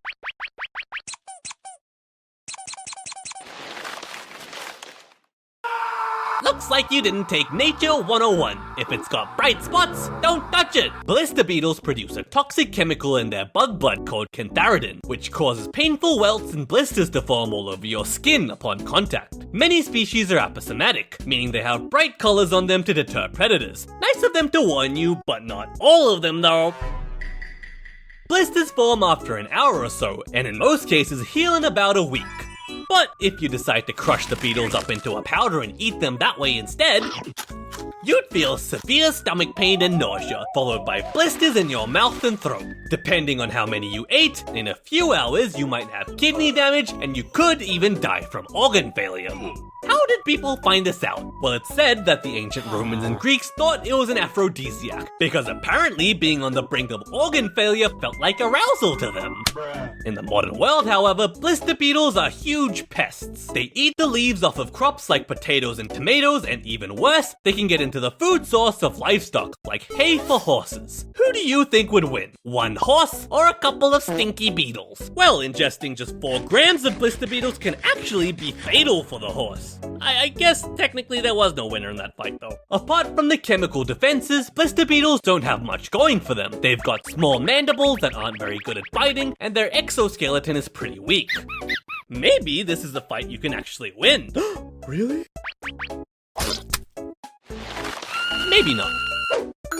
The collection's finally complete. Now, I know what you're all thinking. What kind of beetle are you, Doggo?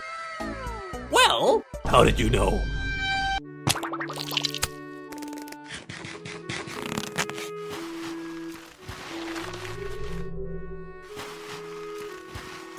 See ya next time!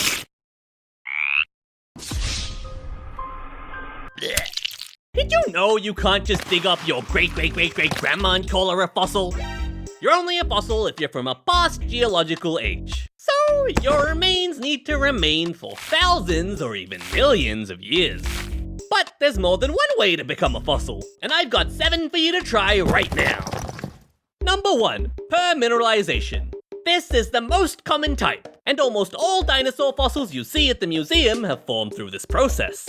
But if you want to become a fossil, first you'll need to become a corpse. In most cases, scavengers will find and pick you apart, so for protection, you'll need a rapid burial. Being buried also cuts off the oxygen, which bacteria need to decompose you. Low oxygen equals low decay, which preserves you for longer. Over time, your soft tissues will usually still decay, but solid parts like your bones and teeth remain, ready for begin. It actually starts in the sky. Rain is usually slightly acidic, and when it seeps into the ground, it dissolves minerals like silica from the soil. The silica-rich groundwater eventually reaches your remains and enters the pores of your bones, where the silica precipitates on all surfaces, inside and out, coating them with a fresh layer of mineral paint. Over hundreds of thousands of years, this forms a protective layer of stone around the bone, creating a permineralized fossil. But in another process called mineral replacement, the silica can replace the original bone minerals themselves. If all the bone minerals are swapped out, it becomes a petrified fossil, essentially meaning it's completely turned to stone. Apart from petrified dinosaur bones, you can find petrified shells, wood, or even poop. I don't know about that one. And it's not just silica. These processes can happen with other minerals too. Like, here's a cool rock I have with glow-in-the-dark fossils in it. And there's also pyrite ones that form shiny metallic-looking fossils. A little to the right. Ooh, a bit to the left. All right, bring it down, boys. Time to find more exhibits. Number 2, amber.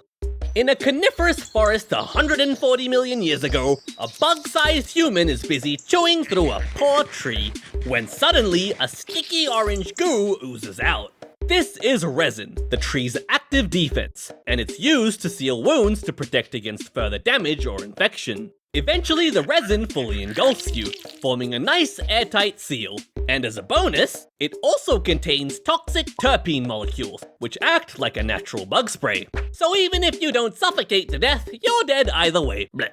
Over the following days, the resin hardens via a process called polymerization, becoming a semi-solid substance known as copal. If left above the surface, it eventually degrades and decomposes. But luckily in this case, the hardening has caused it to break off and fall to the forest floor, to be slowly buried over the next thousands of years. In the absence of UV light and oxygen, the copal is able to harden completely over time, eventually turning into amber.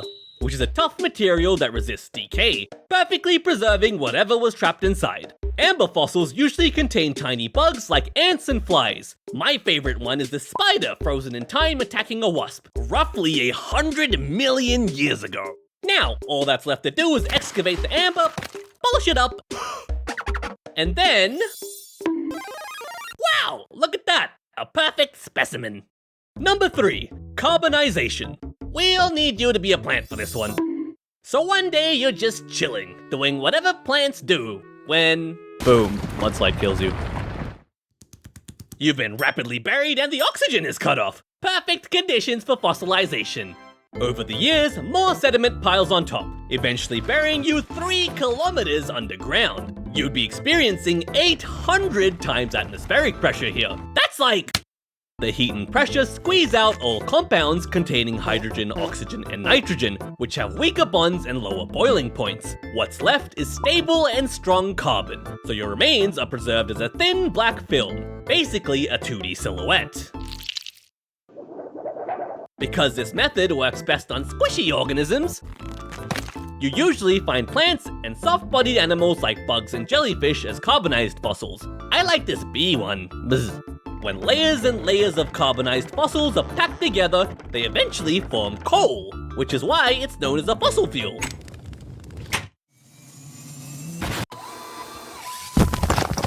Let me fix that for you. Number 4, tar pits. Tar pits are natural pools of a sticky black substance called asphalt, created when blobs of crude oil make their way to the surface from underground, forming a goo death trap. Over time, dust, leaves, and sticks fall onto the surface, making it look solid. But as soon as you step on it, you sink. Struggling only makes it worse, soon leading to exhaustion, and then you die. Blech. Gradually, your soft tissues decay, but your bones, which are more resistant, sink further in. All the while, fresh oil is still seeping upwards from underground, burying your bones even faster. Being encased in asphalt is the perfect environment for preservation. It blocks oxygen and is also toxic to many microbes, preserving your bones almost exactly as they were. But because tar pits are constantly moving, you get jumbled up a bit.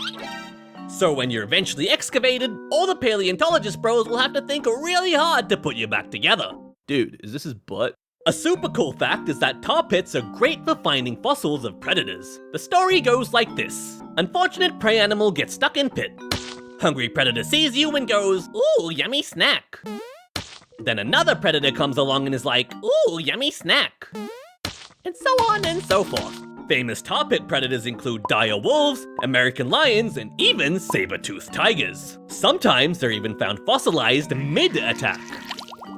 Pretty cool stuff. Is that his butt? Number 5, molds and casts. So you're scuttling along the ocean floor when you suddenly realize that you're a human and not a fish. Blech. Over time, your body is buried in ocean sediments, eventually compacting and hardening into rock. This fossilization technique is a bit weird, because your body actually completely decays and disappears in this one. But something does remain. When your body was buried, it left an imprint in the sediment, capturing all your delicate features. This empty space is called a mold, and it's a negative of your body. If we filled this mold with some jelly, we could create a squishy replica of you. That's pretty good. But this process can happen naturally too. Your mold can be filled with minerals, creating a cast fossil. Oh, this is pretty good too. Okay, but realistically, this method wouldn't work well for preserving humans, because there's too much soft tissue. Instead, it's great for animals with shells and exoskeletons, like trilobites, crab, and this ancient giant millipede called Arthropleura, which is estimated to be 2.6 meters long.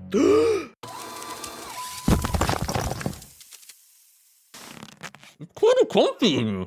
Number 6, freezing. So right now we're in the Ice Age, and you've decided to take a nice relaxing stroll in this blizzard. So, you fall into a crevice, you die on impact, and are rapidly buried in freezing ice. The low temperatures slow your rate of decay, and the water inside your cells freezes, locking in their structure.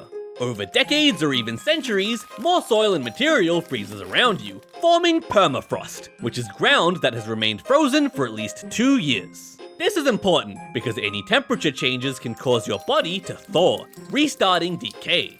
So, after this, you're almost perfectly physically preserved. DNA, soft tissues, and even facial expressions are intact.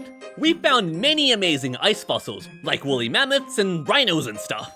But the most famous is Otzi the Iceman, a 5,300-year-old fossil who now sits comfortably in a custom-designed cold cell in Italy. Ooh, one more slot left. Number 7, mummification. In the dry, arid deserts of the Sahara, a lone wanderer takes his last breath. Bleh. As the howling wind blows, it carries scorching sand over your deceased body. Okay, I'm done. This rapidly buries and hides you from scavengers. The heat from the sweltering sun evaporates all the water from your body, and now you're a dusty, crusty husk. This is mummification, or in scientific speak, desiccation. And it's what happens when an organism is dried so quickly and completely that very little decay occurs. Bacteria rely on water for metabolism, so no water equals no decay, meaning your husk lives on.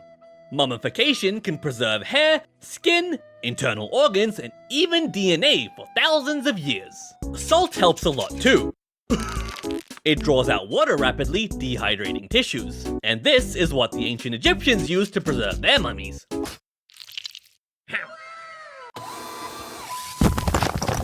Ah yes, with this crusty addition, my collection is finally complete! Anyways, I'll see y'all in a million years. 1 million years later.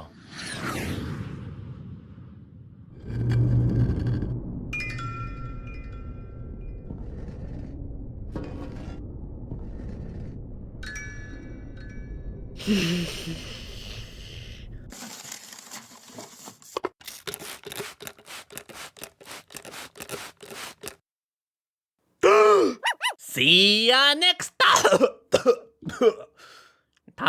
I was in the museum the other day looking at all these cool rock formations on display. You know, there were spiky rocks and goopy rocks, but when I made it all the way to the bottom, what I saw didn't make any sense. It was a rock, but it was like someone had created perfectly machined metallic cubes and fused them into it. Now, this was strange because this was supposed to be a natural formations display, and these cubes were obviously human-made. Am I the only one who thinks that? Like, am I dumb? Well, but turns out it wasn't fake. So naturally, my next question was, What sorcery is this? impossibly perfect-shaped rocks. The cubes are called pyrite, and despite looking like a metal, it's actually a crystal. And in a specific mine in Spain, you can literally pull these perfect shiny cubes right out of the cave wall. Okay, but how did these form in the first place? Well, if you zoom in, you'll see that pyrite is made of the elements iron and sulfur. Initially, they float around as ions in hot water underground, and as the fluid cools, opposite charges attract and they begin to crystallize. When forming crystals, atoms like to arrange themselves in a lattice, which is a repeating arrangement that keeps the crystal stable. The simplest repeating pattern in a lattice is called the unit cell, and it just so happens that the unit cell for pyrite is a perfect cube. But it looks really complicated like this, so let's just stuff it all into a box and think of it as a cube-shaped Lego brick. In the right environmental conditions, these Lego bricks build up evenly, layer by layer, resulting in a fake-looking cube. And sometimes you can even get multiple pyrite cubes growing in each other, leading to all sorts of cool designs. But a cubic unit cell doesn't necessarily mean you'll get a cubic crystal, like in the case of garnet, where different environmental conditions make it form perfect dodecahedrons instead. And cubic crystals aren't even rare in nature, like if you look really closely, table salt is cubic. Anyways, I'm convinced that you're real now. Wait a minute. If this crazy looking rock was right under my nose the whole time, what else are you hiding under there? musical rocks. In some special areas of the world, there are fields of rocks that can sing. They're called ringing rocks, and when you strike them with a hammer, they ring out like a bell. Using these, ancient civilizations would make an instrument called a lithophone, which is basically a rock xylophone. But there's some debate about why these rocks actually ring. One informal study from the 1960s cut up both a ringing rock and a normie rock. And after measuring the initial dimensions, they waited a bit and then measured them again. The normie rock, well, stayed normie.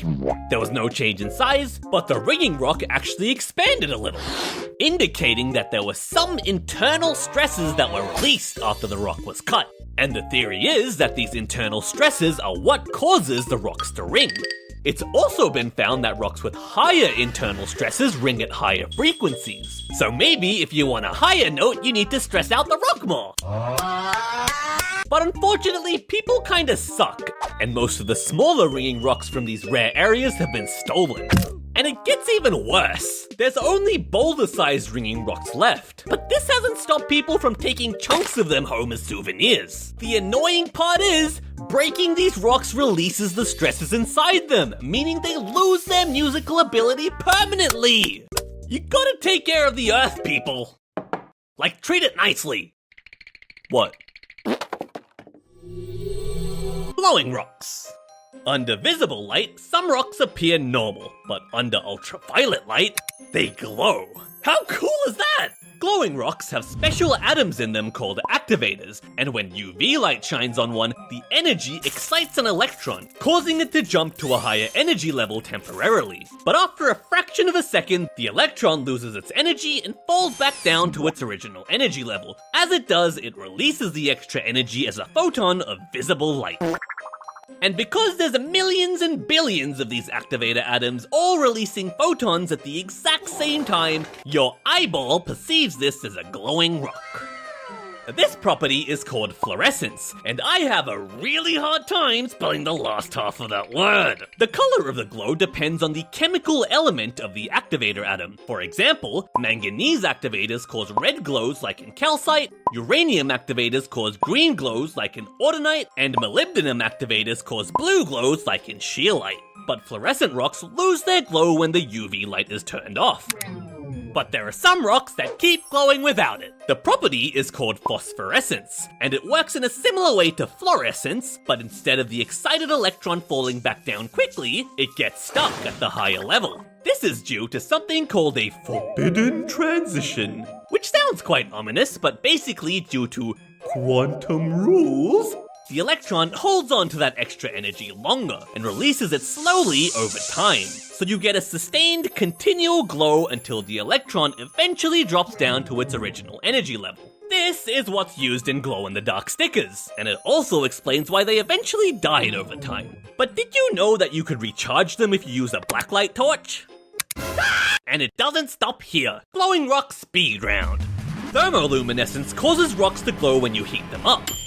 Although most objects will eventually glow if you heat them up enough. Triboluminescence causes rocks to produce light when they're scratched or crushed, like sugar cubes, which produce a small flash of blue light when you smash them.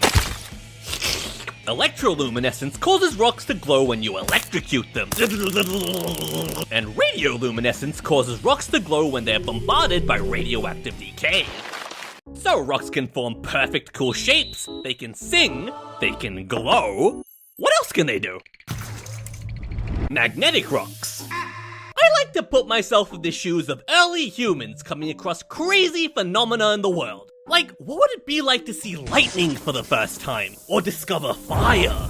Or find out that these mystical rocks want to do this? Witchcraft. There are stories of ancient people thinking that magnetic rocks had some sort of life force or soul, which allowed them to attract other objects. We now know it's a type of iron ore called magnetite. Usually it's just attracted to other magnets and doesn't do any of the attracting by itself. In very rare cases though, the ore is permanently magnetized and doing the attracting. Okay, so how did this random rock become a magnet naturally? Well, for a magnet to be magnetized, it needs to be exposed to a strong magnetic field. And the Earth has a magnetic field, but it's way too weak to create a strong magnet. So instead, the theory is when magnetite is just chilling, minding its own business, it gets struck by lightning.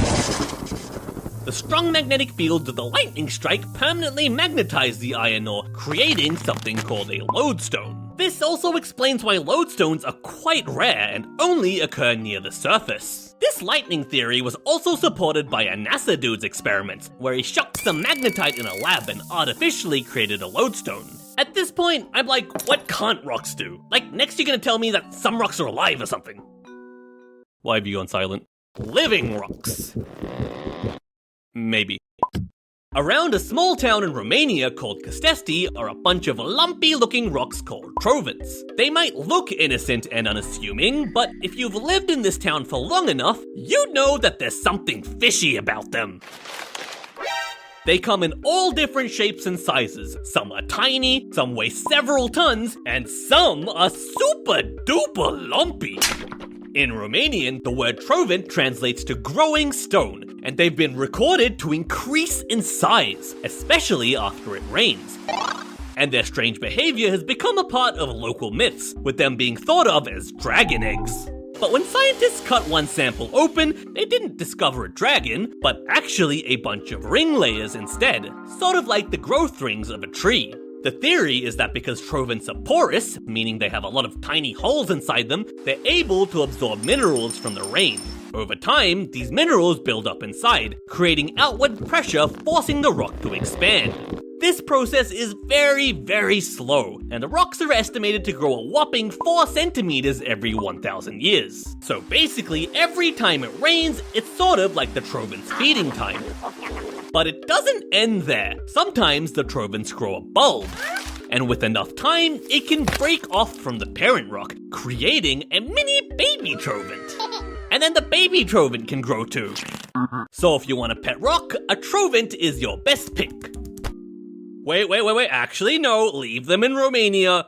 Back, no touching! I didn't really know much about rocks before this, but I had a lot of fun learning about these little goobers. If you did too, Maybe like and subscribe. also, look at these goobers. They're great. Anyways, see ya next time! The postal system handles millions of mail pieces every day. All you need to do is put your heartfelt letter in an envelope, write the address, slap on a stamp, and dump it into this mysterious box. And it magically spawns onto your friend's doorstep.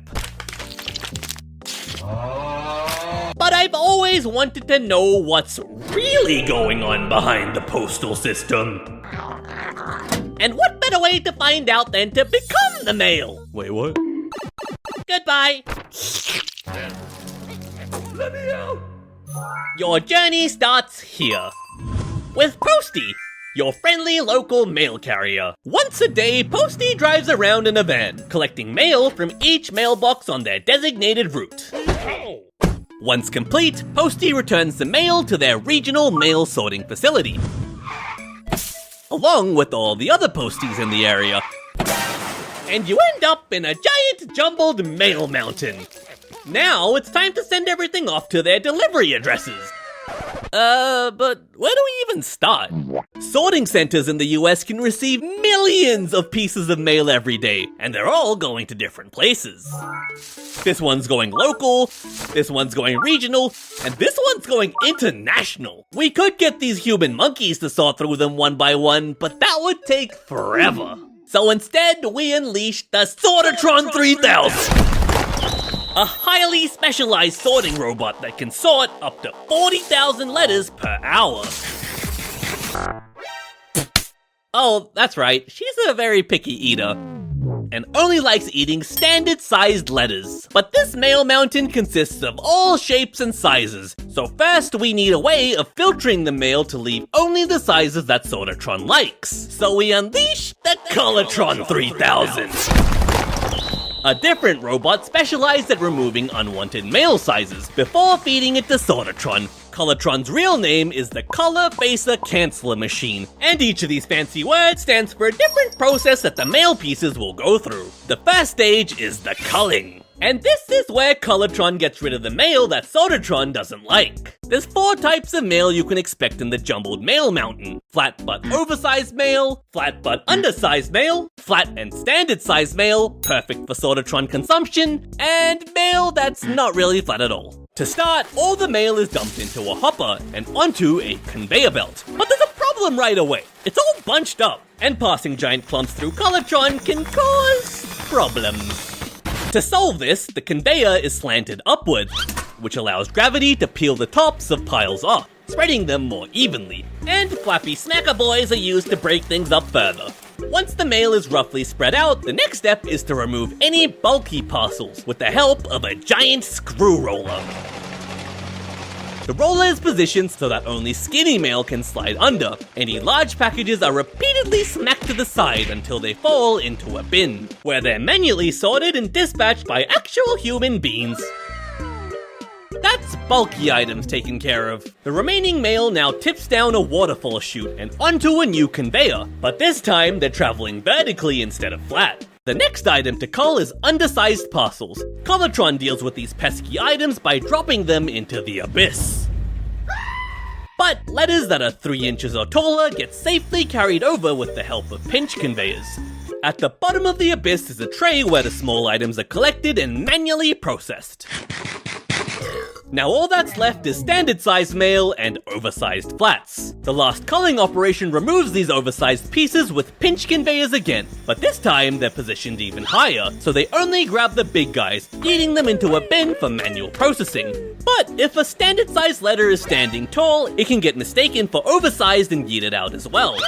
So there's a flappy snacky boy somewhere earlier in the process that makes sure all the mail is resting along their long edges. That's oversized flats taken care of. But even though the letters are all standard size now, they're not separated evenly, and some are even overlapping, which can hide the addresses and stamps. So to separate them, the overlapping letters are squeezed until they peel apart, and then a pick-off belt grabs the leading mail piece, flicking it forward 1 letter at a time. Now we're left with a perfectly spaced out stream of standard-sized mail. Congratulations! You made it through the culling stage safely. You're still alive, right? Great! Cause now you're up to the facing stage, where Colortron wants the letters facing the same direction. Each letter's orientation is found using cameras, by detecting the phosphorescent border on its stamp, which glows under UV light. At the start, Colortron wants all the stamps along the bottom edge, so any letters that are in the wrong orientation are sent to the twisting belts of death, where they get flippity-doo. Mail that's oriented correctly is diverted and merged again later. Letters with stamps in truly cursed locations sail straight into a reject stack for manual handling. You now move on to the cancelling stage, where a postmark is smacked across the stamp to show that it's been spent. Stamps equal money, so cancelling them means they can't be reused in an infinite money glitch. This stage is also when the letter's addresses are read using high-speed cameras in a process known as optical character recognition. Basically, the camera turns the image of each character into a grid of 1s and 0s. 1 means black, 0 means white. The computer has a database of what it expects each character to look like in terms of 1s and 0s, so it does a comparison, finds the best statistical match, and decodes the whole address that way. This can get a bit funky when people write in cursive though. If the handwriting is unreadable, the photo is beamed to a remote handling center, where a human being manually attempts to decipher the chicken scratch. Once the computer knows the letter's destination, a special fluorescent barcode is sprayed onto it with this information, now serving as the letter's new identity tag. From here on, this barcode is the only thing the machines care about. Finally, the letters get flipped again. So now the stamps are all at the top and get sent to 2 different bins depending on their orientation, conveniently ending up facing the same way in the end. Another handy thing Colortron does is send a local and outgoing mail to separate bins. So mail staying inside white country gets sent to these 2 bins, whereas mail going to all the other countries gets sent to these 2 bins. Now all the mail has been fully processed and is perfect for Sorgatron consumption. Thanks Colortron for all your help. Getting back to our original problem, how do we send all this jumbled mail in the right direction? It's going to different places all across the world, and if you gave it to Posty like this, they'd need a teleporter to deliver everything on time. That's where Sortatron comes in. Sortatron's job is taking this jumbled stack of mail that's heading in all different directions and separating them into different bins according to their destination addresses. So first we sort by zip codes. Blue countries' zip codes start with 1, green countries with 2, and yellow countries with 3. To start this process, the mail clerk takes the stack of letters and feeds it to Sortatron. She gobbles them up one by one, scanning the fluorescent barcode to determine which bin the letters belong to. Oh, this one's blue mail, towards the blue bin you go. The letters travel sandwiched in between 2 high-speed belts, and in front of each bin is a special infrared light barrier with a transmitter on one side and a receiver on the other. When a letter flows past the bin, it breaks the light barrier, so Sortatron knows exactly when it needs to activate its deflector to smack the letter into the correct bin. And in reality, all of this happens really fast, like this fast. Once the machine has finished its perfect pile pooping, we're left with 3 stacks of mail, each separated by region. You're then taken to the loading docks and off you go! All across the world. Of course, there's only 3 regions in this example, but Earth has about 200 countries and many more states, cities, and towns. So you can imagine how big Sortatrons can actually get. In fact, mail centers can have up to 15 Sortatrons or more working simultaneously. And hey, look at that! You've just arrived at Blue Regional Mail Center, and guess who's waiting for you? Another Sortatron! Now we need to sort the letters into separate piles for each zip code. And then within a zip code, we do another sort to separate them into piles for each postie. You get a pile, and you get a pile! But there's still a problem here. The pile is in a completely random order. So when Posty arrives at a letterbox, they'll have to spend a lot of time searching for the right letter. Wouldn't it be nice if the stack was in Posty's exact door-to-door delivery order? They could just pick each letter off the top of the pile. Let's think about this problem for a second. Let's say in this zip code, we have 3 friendly neighborhood posties, and they're each assigned a delivery route. Street A, Street B, and Street C. For plot reasons, each street has exactly 10 houses, and every single house has a letter to be delivered to them. So right now, the mail clerk back at the sorting facility has a jumbled stack of 30 letters. But in the end, we want 1 bin for each street, filled with letters perfectly in order, houses 1 to 10. So let's see how Sortatron goes with our regular sorting method. And, oh, the first address is letter 10 for Street B. But we can't put it into the bin yet because letter 1 needs to go in first. Okay, so let's just hold on to that one for now. Oh, next is letter 7 for Street A. Alright, I guess we'll hold on to that one too. Oh look, now it's letter 1 for Street B. Into the bin you go. And the next one is letter 7, Street C. Great. You can see how inefficient this is. Now imagine if you had 100 houses per street. To solve this, we need a different sorting program instead. Let's restart our example. The new program requires 2 sorting passes. The first pass groups all the letters by delivery sequence order, with 1 bin allocated by each number in the sequence. The first letter in our stack was going to house 10 on Street B, so it goes to the bin for all the 10s, as it's the 10th number in the sequence. The next letter was for house 7, Street A, so it goes into the 7s bin. House 1, Street B, into the 1s bin, and house 7, Street C, into the 7s bin again, and so on and so forth. It might seem a bit strange at first, mixing up mail from all different streets together, but it'll make sense in a second. So we now have 10 bins containing 3 letters each, and the mail clerk collects the bins all in order. 1s, 2s, 3s, 4s, 5s, 6s, 7s, 8s, 9s, and 10s, and refeeds them together into Sortatron for a second pass. Since the first pass did all the hard work, the incoming stack has the letters in delivery sequence order already. So all Sortatron needs to do now is sort each letter into its respective street. The 1s stack first, then the 2s, the 3s, and so on. At the end, you're left with 3 neat piles, one for each street, and perfectly sorted into all our posties' door-to-door delivery orders. You can actually use this method for unlimited houses, as long as you have enough bins. Great work, Sortatron 3000! And 4,000, and 5,000, and 6,000, and finally, all the nicely ordered piles are dispatched to local mail distribution centers. And when you get there, guess who's waiting for you? Another sword! Nah, it's just all the posties. The posties should in theory just be able to chuck the mail stacks into their bag and then whee! But machines and humans can mess up the ordering sometimes. Even the best doggo can make mistakes.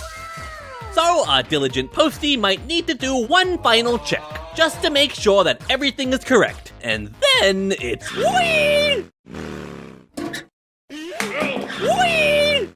And that's it! You've officially survived the postal system and made it safely to your destination. Into the shredder you go. See ya next time! Do you want to blast your enemies off into space? Wait, let me tell you something! Well, today we're learning how to build a rocket, and all you need to start is an explosion. Explosions need 3 things: fuel, a source of oxygen, and a spark. And when you contain and direct this explosive pressure, you generate a force called thrust. And that's what rockets use to lift off. The mixture we created is classic gunpowder, and the use for it in rockets was accidentally first discovered in ancient China. During festivals, they chucked bamboo tubes filled with gunpowder into bonfires, creating mini explosions. But occasionally, these tubes would launch out instead. Of course, their next thought was, wow, we've been blessed with this new technology. I can't wait to make the world a better place. Let's make weapons. Which is how the first rocket was invented, the fire arrow, granting increased range. In fact, it worked so well that they realized that they didn't even need a bow anymore. Over centuries, improvements to this primitive rocket design were made all over the world, like in South India, where they created a more efficient iron-cased version. And then they stuck a sword on the end and created a rocket-powered spinning death scythe. But could these rockets really carry someone into space? Well, there's actually a Chinese folktale about this. Take a seat. I said take a seat. This is what the world's first aspiring astronaut looked like. And he supposedly strapped 47 of these fire arrows onto a chair to see if it could carry him into the air. Did it work? No, of course not. He burned to death.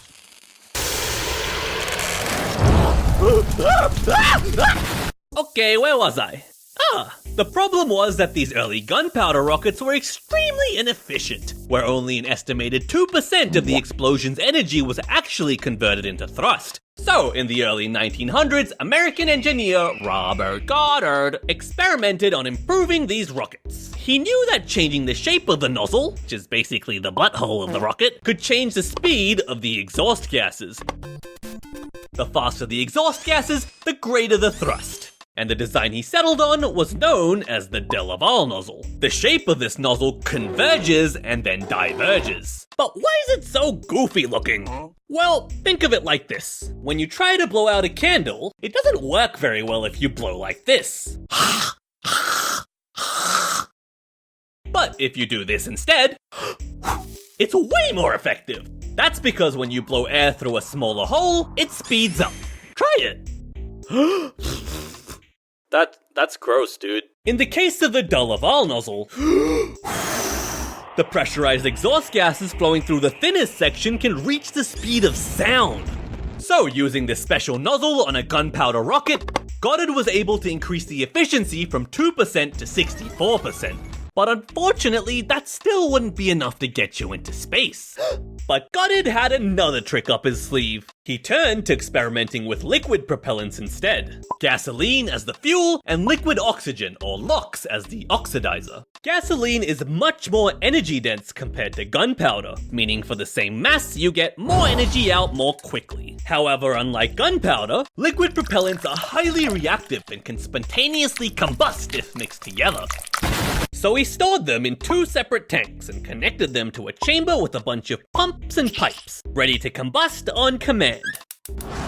And finally, on March 16th, 1926, Goddard launched the first documented liquid-fueled rocket. It was a bit of a strange design with the burning hot exhaust gases shooting directly into the fuel tanks. Makes you wonder where you'd put a passenger. Probably here. The rocket traveled for about 2.5 seconds, reaching a height of 41 feet. Might not seem like much, but this was a pivotal moment, which cemented Goddard as the father of modern rocket propulsion. And then there was a series of big rocket developments during the many wars around the world and blah blah blah blah until we finally arrive at the modern day rocket. You won't be safe for much longer. There are 4 major systems that we need to consider when building a modern rocket: propulsion, structural, guidance, and payload. We'll be using NASA's Artemis space launch system as our example. We've already learned a lot about the history of propulsion from Goddard, and the Artemis rocket is similar but way bigger.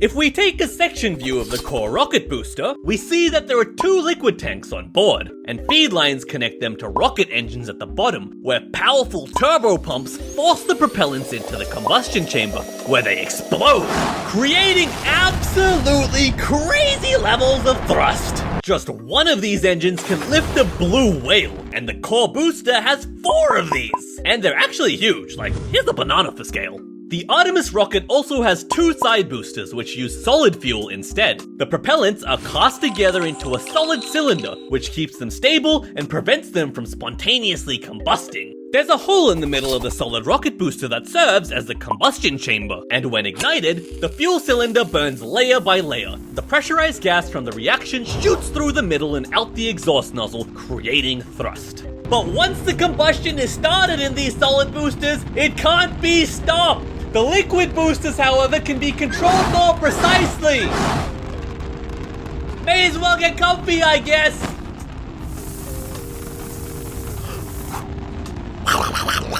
Next, let's look at the structural system. Have you ever thought about why rockets are shaped like this? Imagine belly flopping into a pool versus diving in like a sleek dolphin. You basically want your rocket to be a dolphin. That's why rockets use a cone shape instead of flat shapes like this to overcome air resistance. The long cylindrical shape also provides enough space to store all the fuel you need, without increasing the cross-sectional area. When selecting materials for the structure of the rocket, you'll soon realize that it's a delicate balance between the mass of the physical components, or dry mass, versus the mass of the fuel, or wet mass. If you increase the dry mass, then you need more fuel to lift the rocket up into space. But if you use more fuel, then you've increased the wet mass of the rocket. Which means you need even more fuel to lift that extra mass. And then you need even more fuel, and even more fuel, and this is known as the tyranny of the rocket equation, and it's why rockets are basically all fuel, and then a little bit of scrap metal at the top. To boil it down, every gram counts.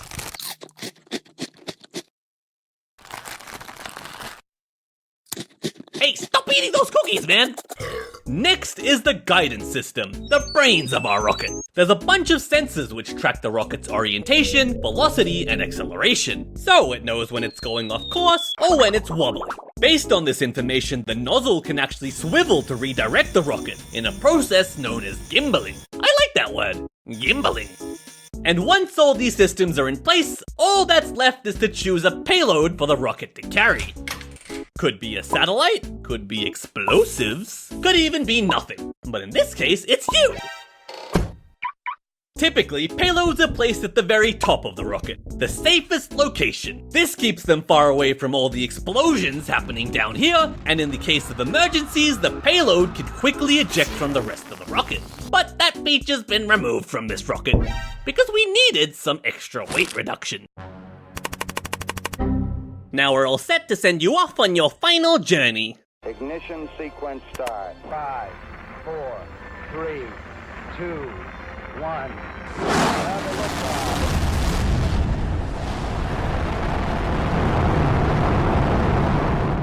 During liftoff, the 2 solid rocket boosters provide the bulk of the initial thrust. It only takes a few minutes till they're completely used up, but they're enough to get the rocket almost all the way up into orbit. Once the solid boosters are empty, they're jettisoned off to save weight. Next, the giant liquid core booster continues firing, guiding the rocket into orbit until it too runs out of fuel. And now the final upper stage of the rocket separates from the core booster. It has its own mini liquid rocket engines which it can use for any movements once it's in orbit. Oh, but we're not staying in orbit. Hello, it's me. While we wait for our friend to reach his final destination, I wanted to take a second to thank you all for your support over the last year. The channel's growth has been overwhelming, to be completely honest. I'm super grateful. I've got so many more ideas that I want to try out, and I'm excited to keep going. I just wish I could make these videos faster, but it is what it is. And yeah, that's pretty much it. Thank you all again, and I'll see you around. Now, where were we?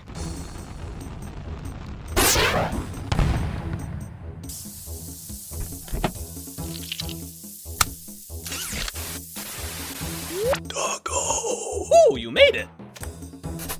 bring me back. Why?